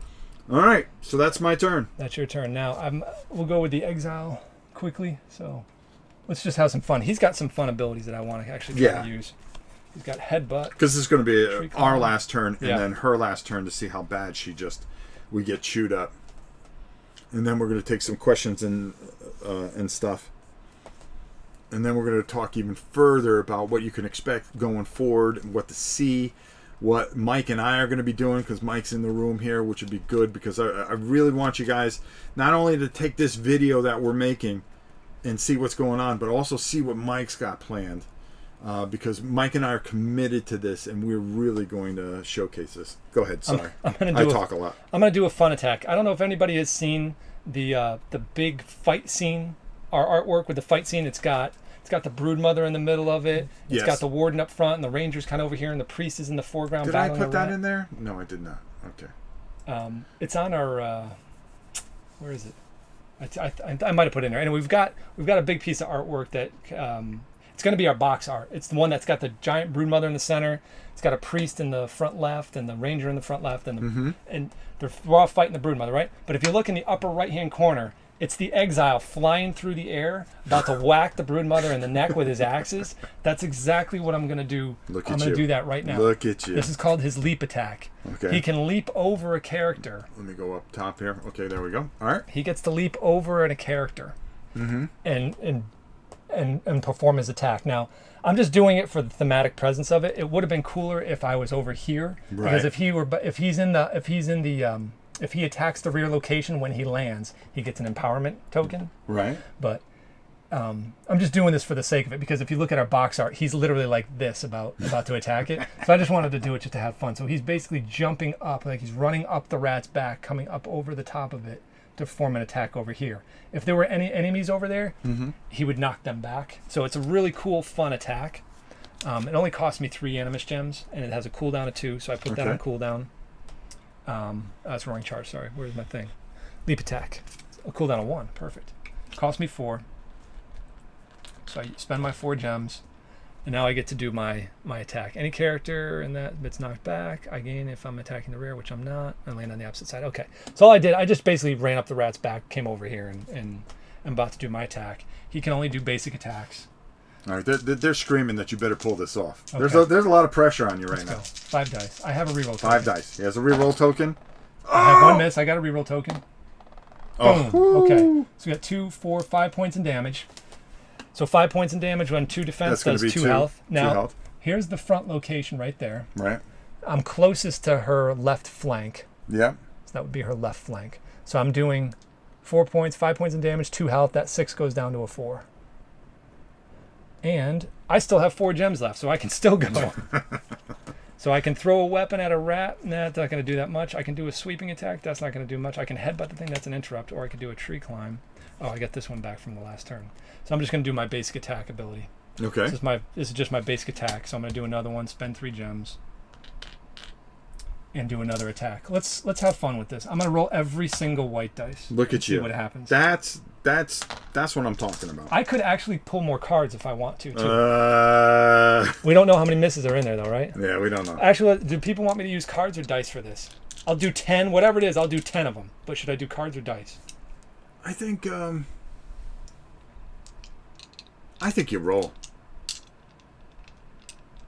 Do you want to? I was letting everybody at home. Oh, let them. All right, we're gonna let everybody answer here. What do you want? Should it be the dice or the cards? I'm gonna do the a cards massive attack. or the dice. Massive attack. It's gonna be 10 no matter what. It's either 10 cards or 10 dice. 10 cards, 10 dice. Call it. The first 1 to 3. Dice, cards, 1-1 so far. Here we go. We're waiting. There is dice. That's 2 dice. There's. Can you pull cards or just roll dice? Okay. Dice. 3 dice. It's dice. 3 dice. Okay. It's 3 dice. Problem. 10 dice going after. 10 Let's see if we dice. can pull it off. 10 dice. First of all, let's give you plenty of room. Yeah? Just so you know, the odds of me of success are about 10%. About a 10% chance of success. But you got to reroll. No, I used it on that last attack, right? Oh, Almost. Had I had any more rerolls, I had 3 misses. That would have been a nice. That would have been awesome. That would have been a nice hunk of damage and 2 crits. That would have been great. Had I any more rerolls, that would have been awesome. All right. Do we want to finish with the other guys, or we could say that we basically we gave gave rounds of combat, you right? we gave you 2.5 rounds of combat. Take as many questions as you want. Yeah. I mean, really, just glorious. Glorious. This mother rat. This is just ridiculous. I love the whole thing where the rats are coming off. Yeah, spawning. The and they'll swarm you quickly if you're not being careful. You're going to lose right there. You're going to have to fight this battle a couple times. I honestly think that you're really going to be in trouble here, and this is just phenomenal. It's fun, right? This is just fun. One fight. You get to the next fight, the mechanics are totally different. You get into the next phase, the mechanics are totally different. So what did we do? What did we do in the first phase? We had that screech that almost killed the ranger. Right. We had the acid explosion where she blew up one of her own rats, created a toxic acidic cloud around that. Right. And then she did one where she empowered them, where she spawned more rats than she normally does. And when they go to attack us that next turn, instead of hitting us with 2 dice, they're going to hit us with 3 dice. Some of her other damages or other abilities. So that was phase 1. So when we go to phase 2, I'm going to read some of her phase 2 abilities. Burst. We already did that one. Acidic Maw. So this is an attack she's going to do next round when we make it in the next round. So it says the brood mother moves 5 towards her target. So in phase 1 she was kind of running away from us, right? It said she's moving in a random direction. Mm-hmm. You get to phase 2, it says now she's moving towards her target. Her target is whoever's closest or whoever hit her last, right? So now she's running at us. So it says she moves 5 towards us and then attacks us. She's going to attack us for 3 yellow and 3 white. You know how hard those hit. Mm-hmm. And then if the character loses defense, instead of losing health, you lose your defense for the rest of the game because she's attacking you with an acidic maw. So that's ridiculous. If she rolls, say if you're defense 3, and she rolls 6 damage against you. Instead of losing 2 health, you're losing 2 defense. So instead of being 3 defense for the rest of this game, you're going to be 1 defense. Wow. And now damage is a whole different ball of wax when it's coming at you, because you used to be able to take some damage. Now you can't. You can hardly take any without losing health. So the tactics just totally change, and they keep changing as you go. She's got Mother's Meal. Oh, here's you go for phase 2, so that you know at home. There's this ability that's called Mother's Meal. She's going to run to the furthest rat that's away from her. She's going to eat it and heal up one of her damaged hit locations. So if you had her down to 1 health dice and 1 health left on 1 dice, she ran to her baby, ate it, and that just went back up to 6 health. And now that just changed the dynamic of the whole fight. Unbelievable. So you've got to really, your objective is to kill that rat. You better kill her, because if the longer this drags out, your odds of survival just start to plummet. Unbelievable. So we didn't want to make a game that's impossible, but we wanted it to be enough of a challenge that you really need to strategize. I like games that listen, if I beat it the first time, I almost kind of lose interest. Sure. In some ways. Yep. I mean, if I barely beat it, I want to fight it again to see if, Yep. All right, did I just get lucky? Yeah. What game was I playing? Escape from Dark Castle. Uh-huh. I must have played it about 15 times. It's just a card game. Yeah. But it keeps beating me. And I just want to come back to it. Yeah. I like a challenge. I like something that pushes me to the limit. Yeah. I never mind. I don't know about everybody else out there, but it doesn't bother me to lose.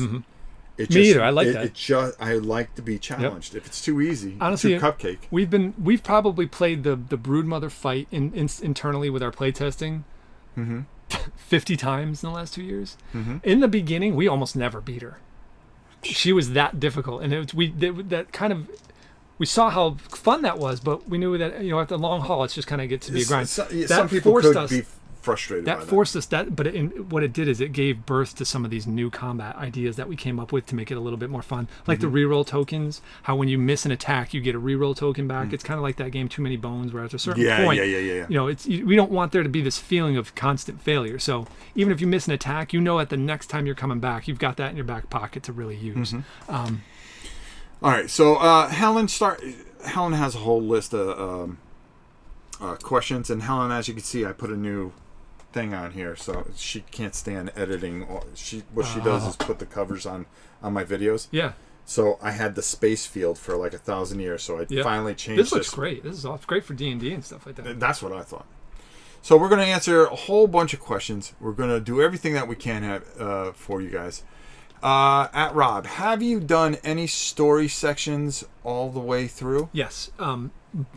Last month, Jamie went to Ireland and sat down with the guys at Beasts of War and did a full, proper playthrough. I know Rob and I are kind of fly by the seat of our pants type of thing, so we're all over the place when we're talking about this. Which we didn't have this thing scripted out, but Jamie, co-founder of the company with me, and he's also the game designer. He went and sat with the people at Beasts of War. Yes. And they did a complete filming of the entire first chapter, starting with the story, going through the choose your own. We call it a Twisting Tales game because we're incorporating map mechanics with that choice system and the campaign. They filmed the entire campaign, or first chapter story component, and they all made their choices. So they showed how the map mechanic works and how the story choices impact you as a player. And then they did an entire game of combat. So you'll see, and we've asked them if they could get that out sooner rather than later. Right. We're hoping we'll get that released sometime soon. But Beasts of War will have an entire proper play session with proper explanations and the whole 9 yards. So you'll see the entire game start to finish, as opposed to Rob's and I kind of OCD bit of autistic jumping around sort of I think the reason we did this, we wanted to be organic. We wanted to see what you were going to do when you took this out and just went at it, and we wanted to hit all the things that you may have, going into a Kickstarter, questions that you might have. Helen, just write them out and I'll answer them as they come. I'll also answer any ones that people send here. But the reason we did this, we wanted it to be more organic. We didn't come up with a game plan and say, hey, come on, No. Come here, we'll do this, we'll I'll do talk that, about we'll do anything this. you want. Can I answer that one question Go by ahead, fire it. Alex? So Alex, yes, Why don't you read it off? Okay, sorry. It says, are those tokens trees, and do players interact with terrain much? Trying to gauge how important the terrain add-on is. Terrain matters. Terrain has a very definitive combat impact. So yes, they're just tokens right now, but these are just very quickly thrown together because we can't have the trees on the board because it's just difficult to film. But you don't have the trees will come as standees in the base box. There'll be some sort of a token for a tree to represent the tree on the board. But yes, all terrain influences combat. For one, it breaks line of sight. So if you are a ranged DPS character like the Ranger or the Witch, where you're casting spells or firing arrows, a tree can break a line of sight. You may not be able to shoot whatever your target is. The flip side of that is if you're fighting something that's shooting at you, you can run behind the tree and break line of sight so that it can't attack you. Same thing applies to that. There's three types of terrains. There's trees, there's walls, and there's houses. All of those will break line of sight.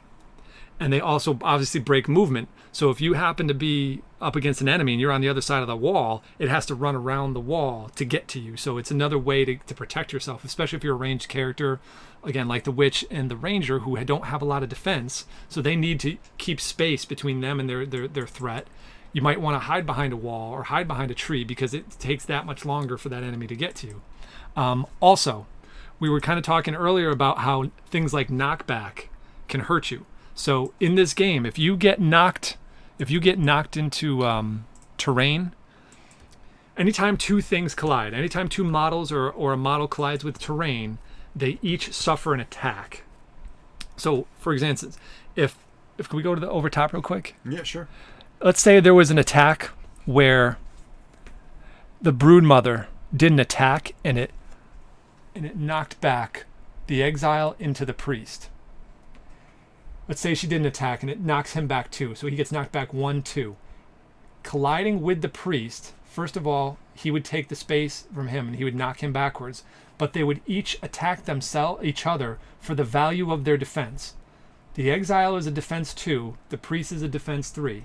He just got knocked back into the priest, so he suffers a defense, a 3 attack against himself. And he's only 2 defense. Mm-hmm. So he attacks him for 3, so he's going to lose a health point. Oh, wow. He attacks him for 2, doesn't do anything to him. So that knockback, even though it didn't hurt the priest, actually hurt the exile. The same thing happens when you get knocked into terrain. If you get knocked back into a tree, I think the trees are like 5 defense. So if you're only a 2 defense, you get knocked back into a tree, you're losing 2 health. Ouch. So you always need to be aware of your surroundings and understand what your enemy could potentially do to you. You know, the first time you go to a fight, you have no idea if that thing's going to knock you back. Mm-hmm. You have no idea what its abilities are to begin with. Like that screeching ability she did in the beginning. Yeah. When you first came into the fight, you had no idea that was coming. Nope. So when I made that move, I had no idea that was coming, right? Right. And it ended up being a huge thing that nearly killed me because I went to try to make a maneuver, mm-hmm. and she had this ability that does this massive screech that almost shook me to my bones. So you have no idea what's going to hit you, and you've got to really...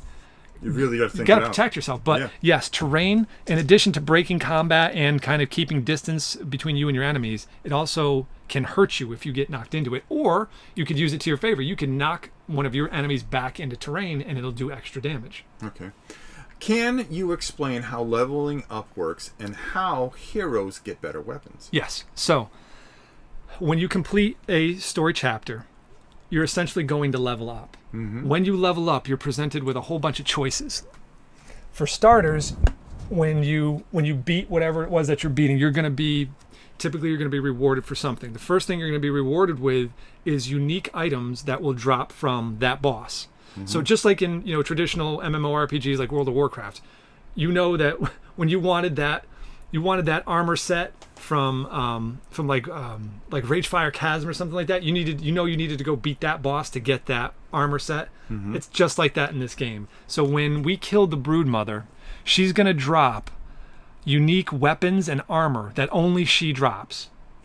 So you'll get to choose for some of that, and she's got about, I think it's like 7 different items that she'll drop. Mm-hmm. But depending on how you did in the story and how well you played in combat, your performance, she might only drop 3 of those items, and you'll have to decide who gets those 3 items. She might drop something that you can't use. Okay. And you could take that back into town. You could sell it, and you can always go back into town and buy extra gear and stuff like that. But there's unique items that will drop from every boss that you'll have to choose from. You'll also, whenever you're in town, you get to buy weapons and armor, so you can always be upgrading, because there's a monetary system in this. So whenever you beat the boss, you'll get some money, but you can always trade stuff in, and you could sell stuff so that you could buy new things. But also, every time you level up, you're going to get a choice of things that you can have, and I'll show. Yeah, we can do that. Let's show it on. I don't think this chapter 2, gain ability. There we go. Okay. So chapter 1, we actually don't gain anything, but chapter 2, okay, yeah, here we go. You can put it right there. So this is an example of some of the choices that you get to make as you level up. There we go. Okay. So there's some of the choices as you're leveling up. So chapter 1, you're basically just going to get. I'm sorry, is this too loud for people? I'm really close to the microphone. When as you're going through chapter 1, you're basically going to earn whatever she drops plus whatever you earn from the story. But in chapter 2, this is the priest's level up card. So for the priest, for example, you get the choice of gaining an ability card. What does that say? Gain an ability card and gain a permanent combat token. Oh, you get both of them, right? Get that again. I don't know if you can screen grab this at some point. I'm not sure I could. You know what? We'll I'll be able to get some of that. Hold on. We'll take a picture. But this is, each character has a card like this that will explicitly tell you what it is that your choices are as you level up. So I'll just read off the priest one. So after chapter 1, you're going to go up to chapter 2. You're going to gain an ability card and gain a permanent combat token. What that means is, the next time you go into combat, instead of only having 7 cards to choose from, right, you get to choose from one of your other 15 abilities to bring into combat with you. But you can still only take 7 of them. But you're going to gain another ability. Mm-hmm. And you're also going to get a permanent combat token. So the long story short is, as you're leveling up, you're going to get to get things like extra abilities, extra combat tokens, extra. I can't win today. Yeah, it's tough. I understand. But I'll see if I can talk to Jamie about, maybe we can post some of those, what it looks like. But to answer your question, you're going to get choices for your abilities, choices for your combat tokens, which are like the animus tokens, the reroll tokens, the defense tokens, the empowerment tokens that give you benefits inside of combat. And you're also going to get the ability to earn new armor or buy new armor.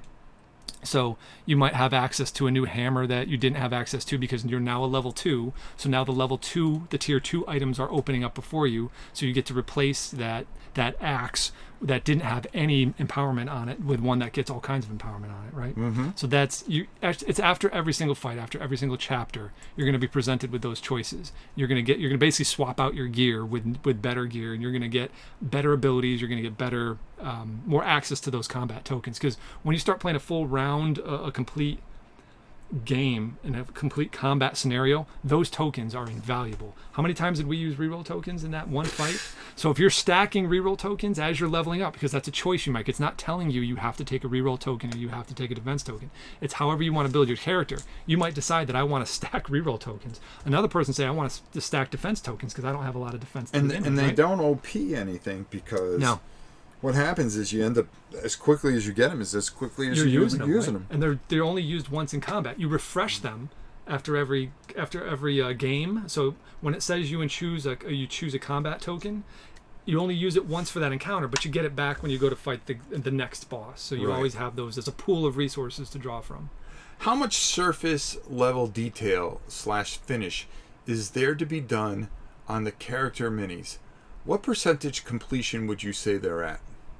The model sculpts themselves, they're ridiculous. I mean, what else can you do? Well, they're 99% there, and the only reason why I say 99%. Well, like that one guy, you want to add more fur and stuff like that. That stuff, and when I cut some stuff up, I might tweak something to fit better and look better when it's molded. Okay. So, I've taken it as far as I can possibly take it until the point in time when we actually start cutting up the molds. And actually, we actually use a program that can that knows exactly how it's going to be molded and what it will look like when it's molded.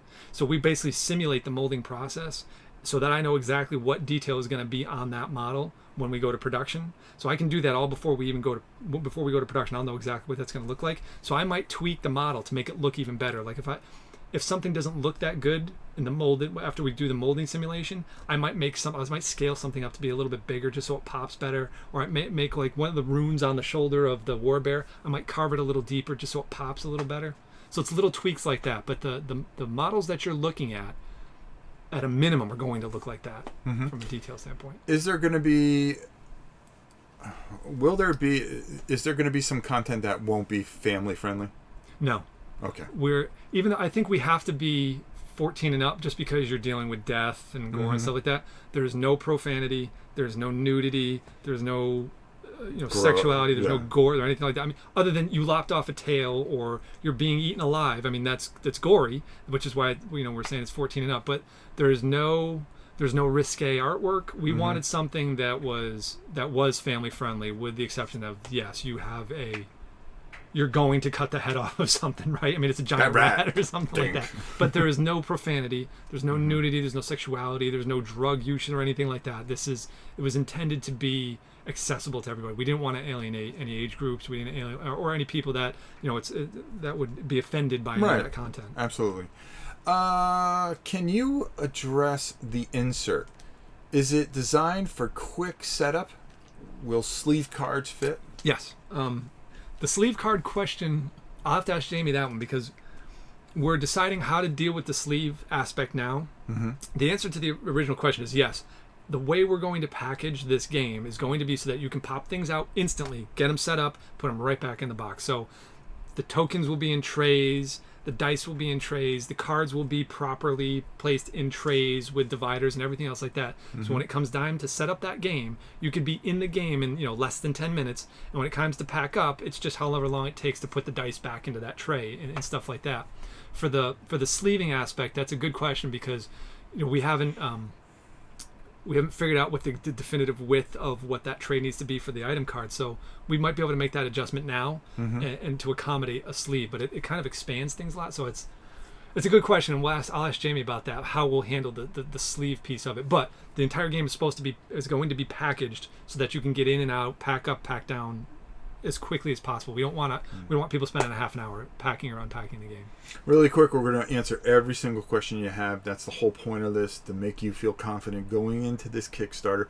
And if it isn't answered here, when Mike does his thing over at King of Average, which he's far from average, he'll be able to handle things. You have the Tainted Dragon that you can ask questions all day long, and he will hammer it home like a hero. You're going to go into this very confident and very excited about what's coming up next. Now, let's see. Let's keep going here. Will there be a question on the finish? Dual layer player boards? No, we don't. Let me just finish the question. I'm sorry. Yep. What material is used for the story map? Are there multiple combat boards? There's only going to be one combat board, meaning the game board itself, where all the fights will take. All the fights are going to take place in the Deepwood, which is why we went to such detail on that. So we're not gonna have multiple game boards, and this is a huge game board. You can see how big that thing is, but it's not so big that you can't get it on the table. It's actually going to lose one row of hex all the way around. We've found that this is actually a little bit too big, unnecessarily big, I should say. It's not too big; it's unnecessarily big because it is a very mobile fight. Everything is always moving around, but you don't always end up in the corners, right? So we're just making it easier on the table space. So we're removing one row of hexes from the side and from the top, just to give you a little bit more space with the combat boards. The player, we call these player boards. I'll hold it up for you. We call these the player boards. So this is where you put your your health dice, your defense dice, and this is where your rotation for the battle flow system and how you're rotating it around the board, and your might dice. We call these the player boards. These will be made out of gray board. I'm trying to remember the exact number that we're using, but we're going for higher quality, right? We're not going with really thin, skimpy things. The cards will all be ivory core. We're 310 GSM. We're going for the upper level of quality for all of the components. And then because of the way this system works, we don't actually need a dual layer board, because when you'll find out that when you're playing, the only thing you're ever moving are your animus gems, which are your attack tokens. So aside from that, everything sits on the board really, really well, and it doesn't slide around too much. So we didn't feel it's like an unnecessary cost to go with a dual layer board. We didn't see a benefit in a dual layer board. Which leads to shipping question. Yep. How will the play mat be packaged? Rolled up or folded? Yeah. Is the overall weight of the box going to make shipping expensive? No. So the game board will be quad fold because it's an actual board. We didn't go with the neoprene mat because actually when you roll that thing up, it actually becomes more difficult to pack that thing, and it takes up more space than it really should when you think of it in that box. It's not to say that we couldn't do an upgraded version, but it would present a packaging challenge that it makes it unnecessarily cumbersome, because that would be a huge mat. I mean, it would just be massive, and how to fold that thing up and get it into the box that we're trying to try to fit it into, I don't think it'll actually work. So the game board will be a quad fold board, and then from a shipping standpoint, no. We're factoring from a shipping standpoint of domestic, like within the US, we're thinking like $30 for shipping. Oh, for that's for both boxes. So I mean, or 35 for both, 30 for one. One of that's I can tell you who we're working with on the shipping. We're working with Quartermaster Logistics for all of our distribution, and we're working with CrowdOx for the campaign management. So we're still trying to figure out the exact weights right now, but ballpark, it's Europe like $35 or $30, something like that, depending on which box you're buying and things like that. Will there be a version on Tabletopia or TTS during the Kickstarter to try the game? I don't know. Let me ask Jamie about that definitively, because we had actually talked about doing something like that with at least putting the first chapter in there. The problem with that is it's difficult to just release that because of the game mechanics.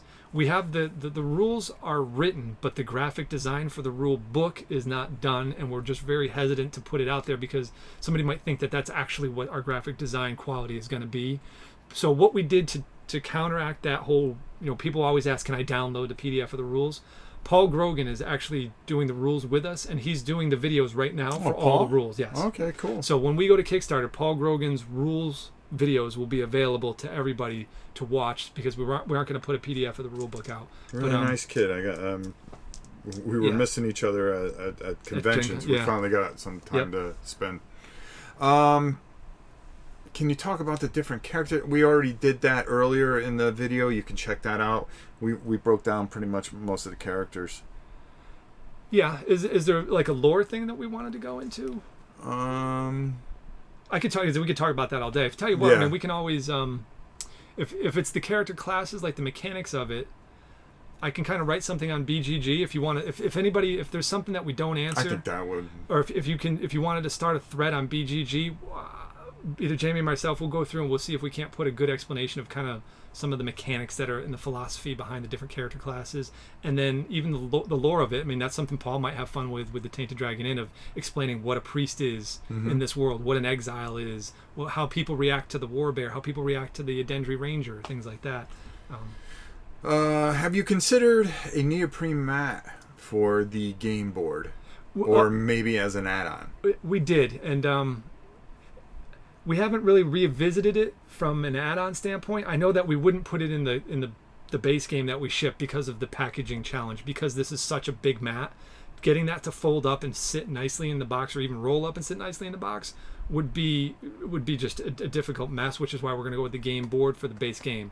But it doesn't mean we couldn't come up with a way to do it for an add-on. Maybe I'll talk to Jamie about it. Maybe it's something that we could do as an add-on, but it would have to ship separately, right? It couldn't be in the base box, so it would only be an add-on if we did that. Okay, we already showed phase 2. They would like to see some of the phase 3. How she reacts. Yeah. Yeah, let's get into that because she starts to panic in phase 3. Oh, really? I thought we were panicking in phase 1. Well, that's because you and I were missing everything. Yeah, I know. We went an entire turn with doing no damage to her. And that's awful. We were awesome. Should I show them? I'll read them out. So yeah, okay. I'll read them out, a couple of them. So in phase 3, she's now going to react totally differently. So here's one ability. It's called Acid Spit.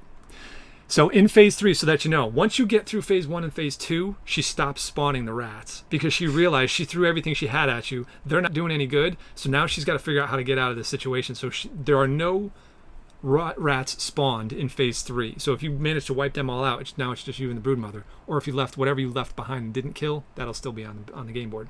So in phase 3, she's just doing her own thing. So this is called Acid Spit. So it says the broodmother moves 3 in a random direction. Mm-hmm. She then does a range attack of range 6 at her target with a toxic cloud. So she spits. So that cloud that we did when she blew up her baby, she now spits that at you. Yep. Right there. The only reason why normally it would be like this, it's just that there was a tree there. Normally a normal toxic cloud would be a full 7 hex size, so she would spit that at you. So this acid spit attack, she's basically walking away from you and then spitting an acid attack at you that does that damage to you. Mm-hmm. That was acid spit. She also does this one called Retreat. It says the broodmother gains a defense token, so she gains a defense level. So instead of being 2 defense, she goes up to 3 defense, which makes her harder to kill for the rest of the encounter, and she then attacks all adjacent enemies. So it means she attacks, for this ability, if we were all surrounding her, if we were all standing around her like this, mm-hmm. all of us were adjacent to her, she just went up 1 armor. So instead of it taking 2 points of damage to take away health, it's now going to take 3 points of damage to hurt her for the rest of this game. And in one turn, this one time, she attacks all of us for her normal base damage, which is the 3 yellow and 3 white. That's what every time she attacks you, that's what's coming at you. Every single time she attacks. Roll those a couple of times so you get an idea exactly how much damage she's going to lay on you when she comes after you. She can't remember. And he rolls all misses. Nothing. Are you kidding me? 1 point of damage from all that. I don't get hurt. But she can roll. I mean, in theory. One more time. Yeah. Yeah. Yeah. All right. So there you go. 2, 4, 6, 8, 10, 12 points of damage in one roll. So we would all suffer from that roll. We would all suffer 12 points of damage. With a 3 defense. With a 3 defense, you'd lose 4 health. But that's why when you know that's coming, you better be burning some defensive cards like this, because that's all it's going to be to survive. So this is that was her retreat ability. So again, she's not spawning any more rats. She's buffed herself to give her +1 defense for the rest of the game, and she just laid down a serious damage on you. Then there's the tail whip ability, which everybody who went to Gen Con is very familiar with that tail whip ability. Oh God. Where she turns her tail to the target. So let's say if this was her target, and then everybody within 3 hexes behind her suffers her tail whip attack of this damage. And then phase 3, she's got that screech ability again. Mm-hmm. So remember that ability that almost killed the ranger early on? She'll do something like that in this phase too. So those are just a couple of the abilities in phase 3. So she's changing up her tactics as she gets deeper into the fight, and she's going to behave differently. Did I go too far here? Yes, I did. Somebody wanted to know how casting works. How does casting work? Demo a spell, please. Oh, sure. Yeah. Let's look at the witch. We'll set the witch up on the table. Okay. There she is. Yep. We have cameras and cards all over the place. So let's start with the witch. Can I have her? Her player board. Yeah, and I'll get her ability cards out. Hang on 1 sec. Let's clear this out of the way. Make this easy. I got it right here. Yeah, you got it there. There it is, right here. So let's put the witch down. So I'll show I'll see if I can. Yeah, that's easy to do. There we go. Yeah. So for the witch, it says every character has what's called a special ability, and this is the key to how she functions, because she's different than any other character in the game.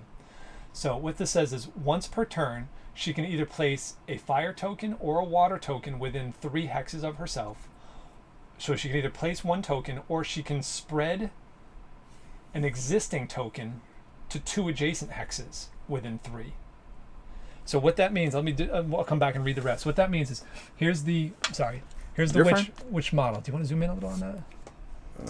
Or is it possible? I think we can do. Oh, well, hold on. So where is that? We can get her over here. Okay, perfect. So there's the witch.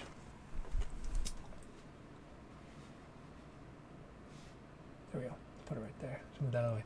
So what that means is that every single turn, these are the fire and water hexes. So what that says is every turn she can either lay down 1 fire hex or lay down 1 water hex, or if there's already an existing hex on the board, she can spread that to 2. So one round she might put that 1 down, and then the next time she's actually going to spread that, so she can build a wall of fire or a wall of water around her as she goes. And the reason why she does that is that's actually, in addition to the action point cost of abilities, that's her pool of resource to do her spells. So the rest of this says. Let me go up top. Sorry, yeah. There we go. Whoops. See if we do it like this. There you go. Perfect. All right, so that again, she gets to place down 1 hex or spread 1 hex to 2 hexes. It says you are immune to fire and water effects. So that means you can walk through fire without it burning you, or you could walk through water without it slowing down your movement.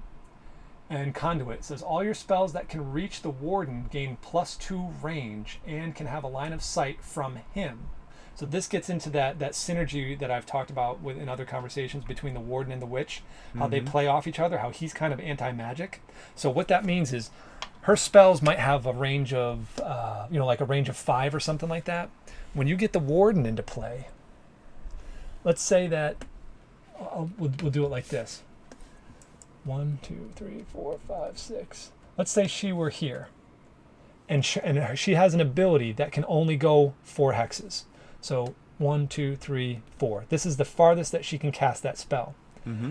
Because of that special ability, if that ranger is standing there, she can cast the ability on him, and then it gets reflected another 2 hexes further. So she can bounce that spell off of him and hit that rat.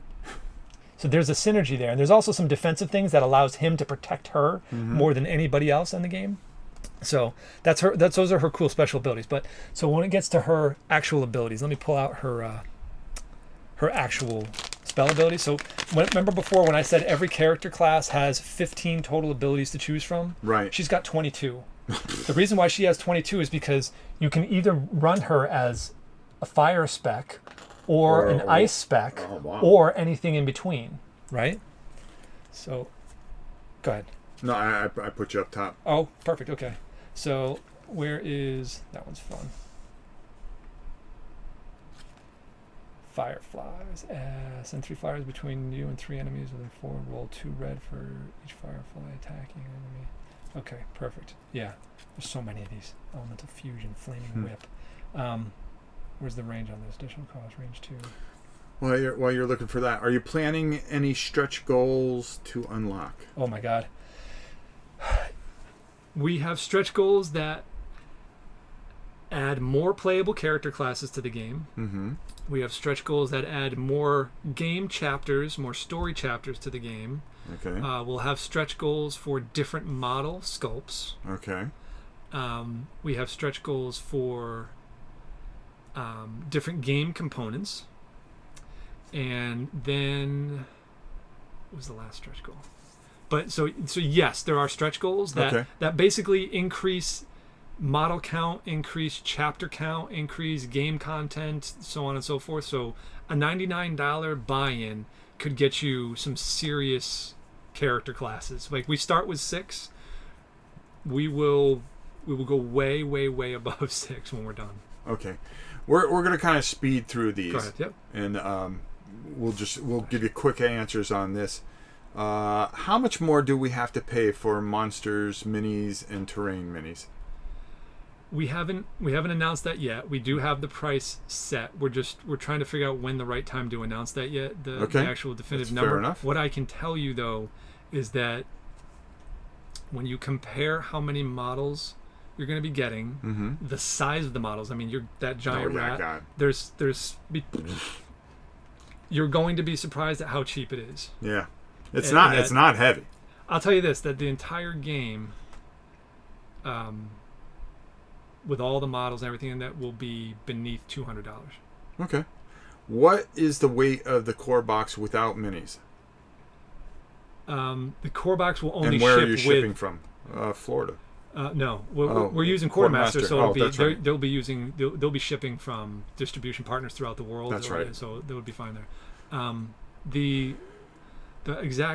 The core box will always have the character models in it. So we don't have a version that doesn't have the character models. Mm-hmm. It's just that version only has the standee version of the monsters in the box, right? So there'll always be models in the box. The exact weight, we haven't actually weighed it yet, but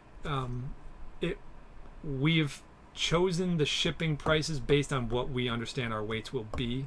Mm-hmm. So it's not, you don't have anything to worry about in terms of it affecting your shipping charges. We've already got that figured out. But I honestly don't know off the top of my head if it's 10 pounds or if it's 12.3 pounds. I don't know off the top of my head. That's fair. Are trees the only model terrain, or do walls and buildings have models as well? There will be a terrain pack that Okay. includes trees, walls, and houses. Okay. So all the terrain will be available in model form as an add-on, or part of the big all-in buy package. Other player boards change of scenery. What is the replayability factor? Yeah. So when you play this game, obviously we call it a Twisting Tales game. It's a revisioning of the choose your own adventure style of game. When you play through the game, there is a definitive story that we're telling. It has a beginning, a middle, and end. Mm-hmm.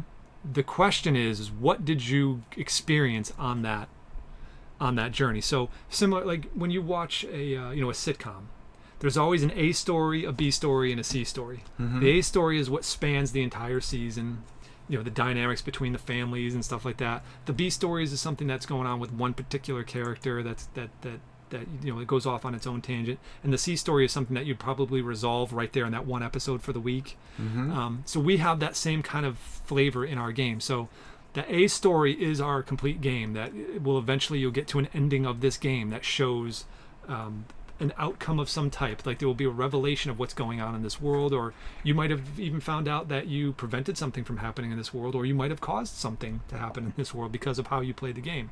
But there's so many other parts of this world that you will only get to experience it based on making the correct choices. Mm-hmm. But at any given point in time, you can only choose one direction to go at any point in time, right? So there's your replayability will be all about going back and experiencing what else was going on in the world at that time. It also will change the context of the fight. So for this Broodmother fight, you might choose a path through the story that makes the context of what brought you to that fight completely different than if you made a couple of other choices. Mm-hmm. And it gives you a completely different experience that you've from a story point of view. It'll still fight the same monster at the end, but what you experienced and the story that you're given and the people that you've met, the secrets you've unlocked, that will always be changing based on that. Okay, I'm going to kind of summarize this question because it's been going on for a bit. They asked about the fire and the water tokens. Yeah. Can they affect toxins at all? Or does anything affect the toxin squares that get... From what I remember, it's been a while. I have to ask Jamie definitively on that. Okay. It might have changed since then, but from the last time we played it, the answer was essentially no, and you're going to have to deal with that on the board. Okay, perfect. Okay. And boy, okay, we're catching up here. How many unique sculpts are planned for the core box? So a minimum of 6 for the core box. Mm-hmm. When we talk core box, we're talking about just the character models, right? We're not talking about the monsters. A minimum of 6, and then. Why don't you answer both? Just Okay, yeah. So when it comes to the monsters themselves, without stretch goals, I think there's. Hold on. Let me count them off the top of my head. 1.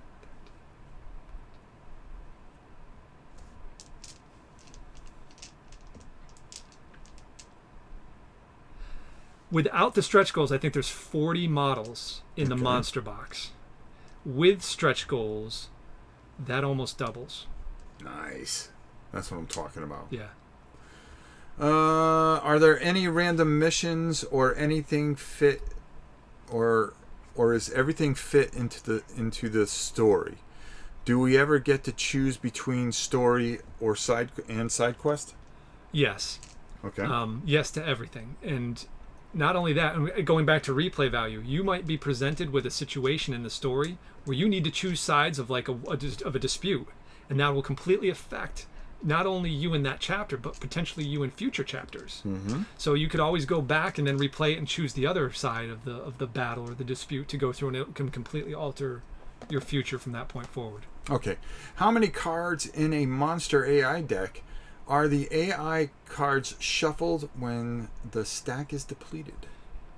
There are 15 AI cards in an entire encounter. That's 15 rounds.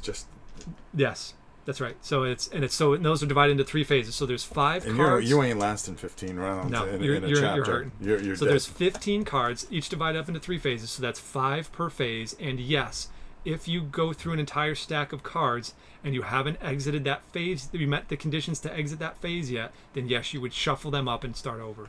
And at that point, you're honestly considering whether or not you're even going to beat the thing, because you're probably going to be hurting if you haven't gotten through phase 1 and you've got to reshuffle. If you survive 15 rounds, first of all, I think that's an achievement that you should put a sticker in the box. It's tough. You most likely, if you're doing the right amount of damage, you shouldn't have to shuffle. Mm-hmm. But if it does, it means that you weren't doing the amount of damage that we predicted you would do based on our class balancing and our game balancing. Okay, we've gone 3.5 hours. Wow. I think that went fast, didn't it? Yeah, I never realized. It. We've gone 3.5 hours. I think we've really hit everything here for you. Listen, I'm going to sum this up and real quick. First of all, I want to thank you for coming up, my brother. Thank you for inviting us. We can't honestly. We wouldn't be anywhere near where we are without you. We're really honest. We're honored and humbled that you would take this much time. It's 3 hours of your day. It's college football Saturday. I mean, there's games to do. That's why we started at 9, right? Exactly.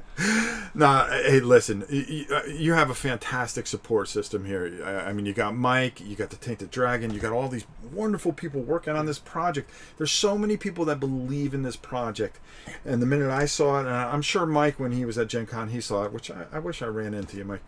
But oh, he didn't go to Gen Con. He couldn't make it. Oh, I thought he was going. No, he couldn't make it at his last minute, I think. Oh, we were hoping to see him too. But this is something special. This comes around once in a great while, and I'm just glad to be a part of this. Awesome, thank you. And you know, we're not getting paid for this or anything like that. I'm just telling you, when I see something that really gets me, I get behind it all the way. And this. You never wavered for a second. The second you saw this thing, it was the minute I saw this, I go, oh no, I'm on. And to sum it up, you know, I'm going to continually do videos throughout the whole thing. We're actually going to pick a model, a couple of them, and I'm going to paint them live.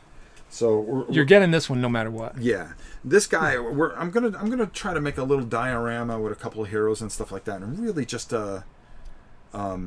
put something together and build it so we have something really cool. Awesome. Yeah, have fun. And have some fun and just show you some of the things that you can do. Give you a little bit of a blueprint to go by, so when you get your stuff, you'll have something to go by.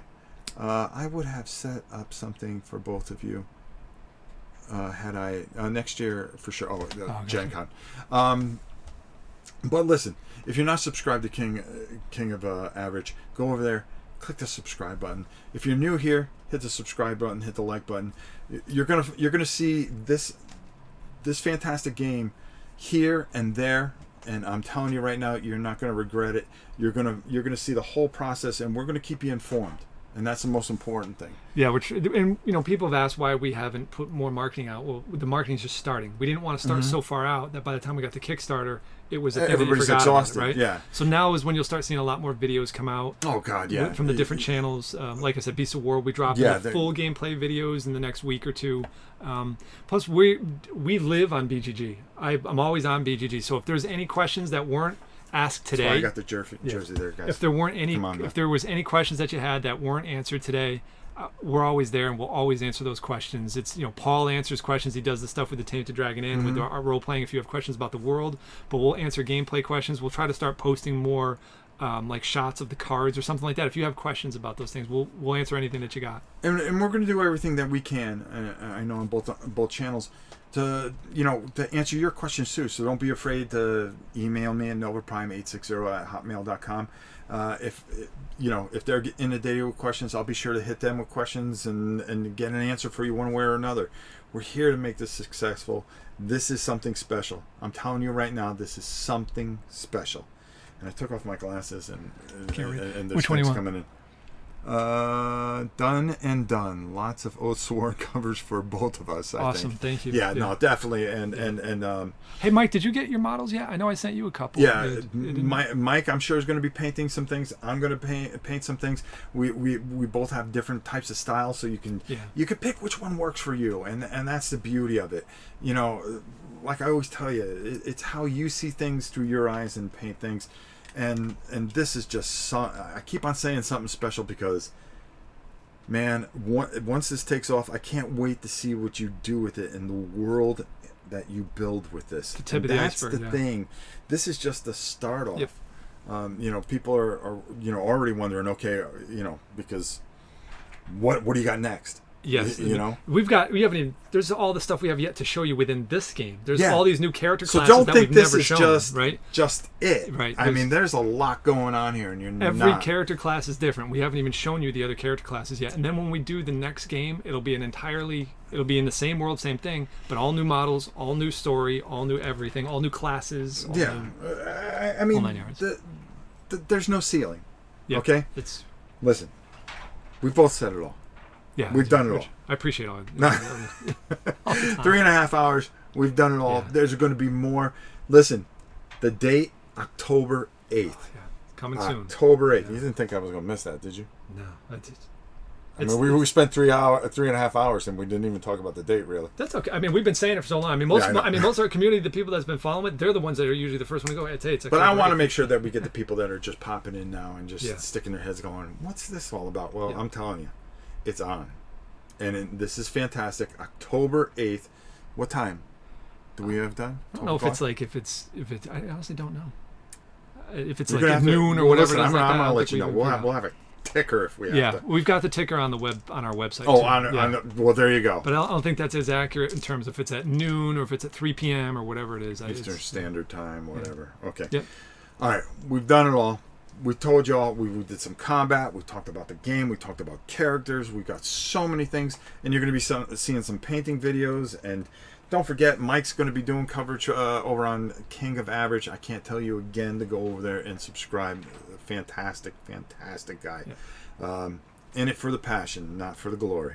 As are we as the game designers. Like we. Yeah. The price point that we chose was based on growing a community. Mm-hmm. And building a company, not about profits and cash grabs and everything else like that. Even our campaign will be modest. It's not a one-shot cash grab. No, and we talked about this pretty extensively. Yeah. So, for your old pal Rob and my good friend Toby, thank you, and everybody at Shadowborn Games, okay, I can promise you this. You've got the blueprint here. Watch it. Enjoy it. October 8th. October 8th. Keep it embedded in your mind. Guys, thanks so much for spending the morning with us and part of the afternoon. Is there anything we missed?